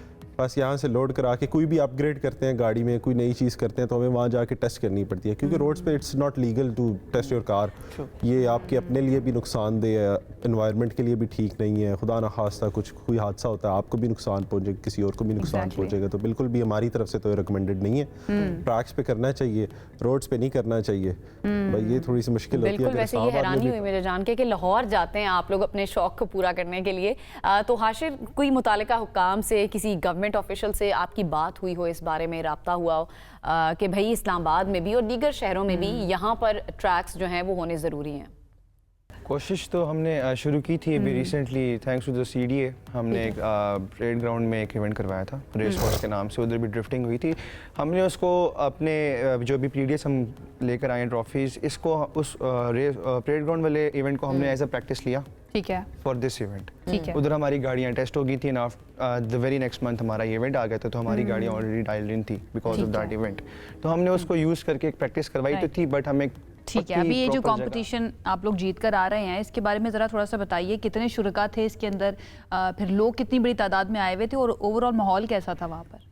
जब आप ट्रैक पे जा रहे हो तो आपको उसी चीज़ की अप्रिसिएशन मिल रही है, ठीक है, विच मोटिवेट्स अस टू ड्रिफ्ट मोर। तो वहाँ पर लोग आते ही स्पेशली ड्रिफ्टिंग को देखने के लिए, तो वहाँ पर हमें एक अप्रिसिएशन मिलती है, स्ट्रीट्स पे हमें नहीं मिल सकती, तो ये भी एक चीज़ देखते हैं। अच्छा, तो इतना मेंटली भी खतरनाक किस्म का स्पोर्ट आपने चुना है ना हाशिर और हमजा, मतलब घर वालों का अगर हम सोचें, घर वाले अप्रिशिएट करें, अप्रिशिएट कर रहे हैं कि नहीं कर रहे हैं, इनसे पूछ लेते हैं। हाशिर बताएं, एक तो आपकी ज़ाहिर एज भी कम है, इतना खतरनाक शौक आपने पाल लिया है, इजाज़त कैसे मिली घर से? अच्छा, पहले हमारी बात घर में इस तरह हुई थी कि I needed a car for my commute, university वगैरह जाने के लिए आई नीडेड अ कार, तो उधर मैंने थोड़ा सा ज़िद की थी कि मुझे rather than buying a new car I want a BMW पुरानी, उस पर थोड़ी सी बाबा के साथ ना, मतलब I had to like convince him कि मुझे ये गाड़ी लेनी है। उसके बाद जब उन्होंने मुझे ट्रैक्स पे देखा, तो अब उनकी मतलब सबसे ज़्यादा मेरे पास इस वक्त सपोर्ट मेरे फादर और मेरे मदर हैं, क्योंकि वो ड्रिफ्टिंग में मुझसे ज़्यादा मुझे सपोर्ट कर रहे होते हैं। If I don't want to go to any event, तो वो मुझे अब खुद पुश करते हैं कि जाओ, बिकॉज उन्होंने वहाँ पर देखा क्या इन्वायरमेंट है। चलें ये बताएं ना, प्रैक्टिस किस तरह से की जाती है, या फिर इस तरह के मुकाबलों के लिए कितनी ज़्यादा फिर ट्रेनिंग की ज़रूरत होती है? प्रैक्टिस हम करते हैं, हमारे पास वहाँ पे जजेस हैं, इंटरनेशनल ड्रिफ्टर्स हैं, TBA है लाहौर में जो ट्रैक को सारा होल्ड करता है, सारा मैनेज करता है। अदील भाई हमारे पास कराची से इंटरनेशनल ड्रिफ्टर हैं, तैमूर भाई हैं इस्लामाबाद से, ये लोग सारा हमें गाइड करते हैं कि आपने इस तरीके प्रॉपर कैलकुलेशन बताते हैं, ट्रैक पे हमें वॉक कराते हैं, सारा सर्वे कराते हैं कि यहाँ पे आपने जो है ना इतना जोन करना है, क्योंकि गाड़ी की प्लेसिंग करना, इट्स नॉट लाइक कि आपने सिर्फ गाड़ी गोल गोल घुमानी है, आपको ये चीज़ पता होनी चाहिए कि आप कितनी गाड़ी इनसाइड प्लेस करें, कितने आउटसाइड प्लेस करें, कितने एंगल पे आपकी गाड़ी जोन को हिट कर रही है या नहीं कर रही। इट्स नॉट लाइक कि आप बस जा रहे हैं घुमा रहे हैं, इसमें कोई टैलेंट नहीं है, उस स्किल उसमें होता है और कॉन्फिडेंस होना चाहिए, वो ट्रैक पे होना बड़ा ज़रूरी है। तो वो कॉन्फिडेंस थोड़ा घर वालों, जिस तरह हाशिर ने कहा है कि घर वालों को मनाना बड़ा मुश्किल था, आपके लिए भी यही चैलेंज था? बड़ा मुश्किल था, लेकिन ये वही बात है, घर वालों की दुआएं हैं, हर चीज़ में माँ बाप की दुआएं हैं डेफिनेटली। तो वहाँ पे ट्रैक पे जो है ना प्रैक्टिस करना मुश्किल तो है, ज़ाहिर आप इतना इजी, ये एक चैलेंज होता है घर वालों को बनाना। अच्छा, ये मुझे बताएं, क्या जो ड्रिफ्टिंग की तरबियत है ये सिमुलेशन के जरिए भी दी जाती है ताकि उसको समझने में, उसके जो स्टंट्स हैं उसको समझने में आसानी हो?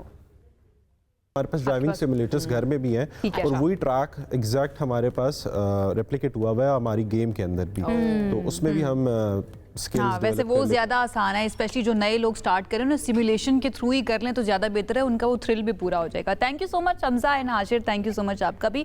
जनाब इम्पॉर्टेंट ये है समझना, जितने भी लोग इस वक्त देख रहे हैं, स्पेशली जो लड़के जो यंग हजरात हमें देख रहे हैं ना, सड़कों के ऊपर आपने ड्रिफ्टिंग नहीं करनी है। और वो वैसे भी उन्होंने बता ही दिया है कि जी सिर्फ गाड़ी को घुमा लेना और ना उल्टे सीधे स्टंट्स कर लेना, ये ड्रिफ्टिंग नहीं होती है। अगर आपको ड्रिफ्टिंग करने का शौक है तो बाकायदा तौर पर इसकी तरबियत लीजिए, उसके बाद इन मुकाबलों का हिस्सा बने। अगर आप सड़कों पर करेंगे ना तो आपकी अपनी ज़िंदगी को भी खतरा है और जो सामने आने वाले जो दीगर लोग हैं ना उनको भी खतरा हो सकता है। पता उनको सब होता है। आप दोनों का बहुत बहुत शुक्रिया हमें ज्वाइन करने के लिए। जनाब एक ब्रेक की तरफ जाते हैं, ब्रेक से वापस आएंगे तो बात करेंगे मजीद, हमारे पास और भी सेगमेंट्स हैं, साथ रहिए।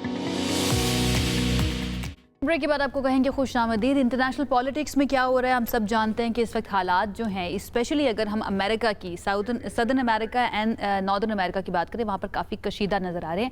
वेनेजुएला के सदर और अहलिया पर न्यूयॉर्क की अदालत में फ़र्द जुर्म आयद कर दी गई है। दोनों ने सेहत जुर्म से इनकार किया है और निकोलस मदोरो जो हैं वो ये कहते हैं कि मैं एक जंगी कैदी हूँ, कसूरवार नहीं हूँ और अभी भी वेनेजुएला का सदर हूँ और मुझे घर से अगवा किया गया है। इस सारी सूरत हाल के ऊपर बहुत सारे सवालात खड़े हो जाते हैं, बहुत तनकीद भी की जा रही है। एंड देन कुछ ममालिक ऐसे हैं जिन्होंने तनकीद तो नहीं की लेकिन खामोशी इख्तियार की हुई है और अब सबकी नज़र लगी हुई है कि अक़वाम मुत्तहिदा की सलामती काउंसिल जो है ना उसके अंदर क्या फ़ैसला किया जाता है।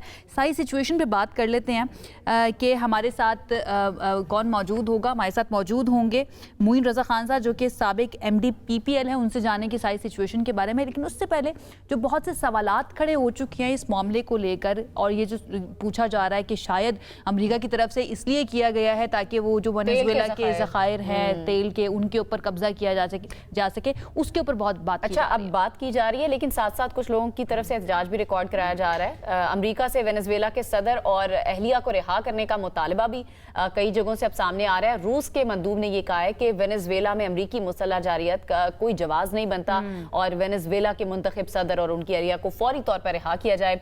अच्छा, सेक्रेटरी जनरल अक़वाम मुत्तहिदा का वेनेजुएला की सूरत हाल पर इजहार तशवीश भी सामने आया है। अच्छा, असल मसला जो है वो ग्रीनलैंड और वेनेजुएला के तेल के ज़खायर हैं जिसका आयशा ने पहले ही जिक्र कर दिया है। अब वो ग्रीनलैंड की तरफ भी नजरें जमाए डोनाल्ड ट्रंप बैठे हुए हैं। अमेरिका और यूरोपीय रहनुमा ग्रीनलैंड के मामले पर अब आमने सामने में नजर आ रहे हैं क्योंकि डोनाल्ड ट्रंप की जानिब से ये कहा गया था कि अमेरिका को ग्रीनलैंड की ज़रूरत है, मादनियात नहीं बल्कि दिफा के लिए हमें ग्रीनलैंड की ज़रूरत है, वो इसीलिए अहम भी है। तो डेनमार्क की वजीर आजम उनकी जानिब से ये कहा गया है कि सदर ट्रंप ग्रीनलैंड पर कब्जे की धमकियां देना बंद कर दें और बरतानवी वजीर आजम ने भी इस मामले पर डेनमार्क का ही साथ दिया। डेफिनेटली डेनमार्क का साथ देंगे, वो उनका कॉन्टिनेंट है और यहाँ पर बड़ा अहम सवाल भी है और बहुत सारी मुनाफकत जो है ना वो भी सामने आ जाती है कुछ ममालिक की। जब वेनेजुएला पर अटैक किया गया, वेनेजुएला के सदर को अगवा किया गया, उस वक्त किसी ने तनकीद नहीं की और कोई भी इस तरह सामने आया। अब ग्रीनलैंड की बात आई है तो फ़ौरन से जो बरतानवी वज़ीर आज़म है उनका भी बयान आ चुका है और वो कह रहे हैं कि ट्रंप को ऐसा नहीं करना चाहिए और वो ग्रीनलैंड के वज़ीर आज़म के साथ खड़े हुए। इन सारी सिचुएशन के ऊपर ज़रा आप जान लेते हैं। हमारे साथ मोइन रज़ा खान साहब मौजूद हैं, उन्होंने हमें ज्वाइन कर लिया। मोइन साहब थैंक यू सो मच हमें ज्वाइन करने के लिए। वैसे तो ट्रंप की तरफ से, अमेरिका की तरफ से वाज़े कहा जा रहा है कि भाई अमेरिका के अपने पास बड़े ज़खायर हैं तेल के, तो हमें वेनेजुएला के तेल की ज़रूरत नहीं है बल्कि हम वहाँ पर जमहूरियत को रिस्टोर करने के लिए, क्योंकि जो वेनेजुएला के सदर हैं वो बहुत ही डिक्टेटर की तरह वहाँ पर बिहेव कर रहे हैं। असल मामला आपको क्या लगता है सारी सिचुएशन में? देखें, अमेरिका के वेनेजुएला के तेल की अहमियत तो बहुत ज़्यादा है क्योंकि दुनिया में सबसे ज़्यादा जो रिजर्व्स हैं वो वेनेजुएला के 303 बिलियन बैरल। ये तकरीबन समझ लें कि सऊदी अरब के अगर हम देखें तो वो तकरीबन 260 के करीब हैं। इसी तरीके से ईरान के 208 हैं, फिर कनाडा के 160 हैं। ये चार जो हैं टॉप ऑयल के रिजर्व्स के मालिक हैं। तो आप देख लें कि हमारे कनाडा वेनेजुएला की रिजर्व्स कितने हैं और वेनेजुएला की जो प्रोडक्शन है वो उसके मुकाबले में 0.5 यानी आधा मिलियन बैरल से लेके 0.7 मिलियन बैरल्स है सिर्फ। जबकि सऊदी अरेबिया के पास जो रिजर्व है 260, उनकी प्रोडक्शन तकरीबन 12 मिलियन बैरल्स है। तो इससे आप अंदाजा लगाएं कि कितना बड़ा पोटेंशियल है ऑयल का इसके अंदर। तो नेचुरली ये सारा का सारा ऑयल का ही गेम है। जो यहाँ की ऑयल इंडस्ट्री है वो वेरी वेरी पुअरली मैनेज्ड है और जो टेक्नोलॉजी है वो सारी और एक्सपर्टीज है वो सारी तकरीबन वो डिप्लीट कर गई। तो ये एक है बहुत बड़ी वजह कि यूएसए जो है वो वेनेजुएला की तरफ देख रहा है ऑयल की प्रोडक्शन। सदर डोनाल्ड ट्रंप ने जो बयान दिया उनके मुताबिक अमेरिकी कंपनियां वेनेजुएला के वसील तेल के जो ज़खायर है उन पर रसाई जो है वो हासिल करना चाह रही हैं। तो आपके ख्याल में रसाई हासिल करने के लिए अमेरिका किस हद तक जा सकता है, या कौन से ऐसे इक्तिसादी या सियासी या फिर टेक्निकल इकदाम जो हैं वो किए जा सकते हैं अमेरिका की तरफ से? ऐसी रिजीम हो जो कि बहुत ज़्यादा अमेरिका फ्रेंडली हो। अगर वो अमेरिका फ्रेंडली हो और वहाँ के तमाम जो कवानीन हैं वो उसी तरीके से जो है वो रीराइट किए जाएं जो कि अमेरिकन कंपनीज को सूट करते हो, क्योंकि इससे पहले जो है वो सारा नेशनलाइजेशन के प्रोसेस में अमेरिकन कंपनीज को बाहर निकलना पड़ा था और उनके बहुत सारे रिजर्व जो है जो उन्होंने डिस्कवर किए थे वो सारे के सारे जो उनकी नेशनल कंपनी है PDVSA वो उनके पास चले गए थे।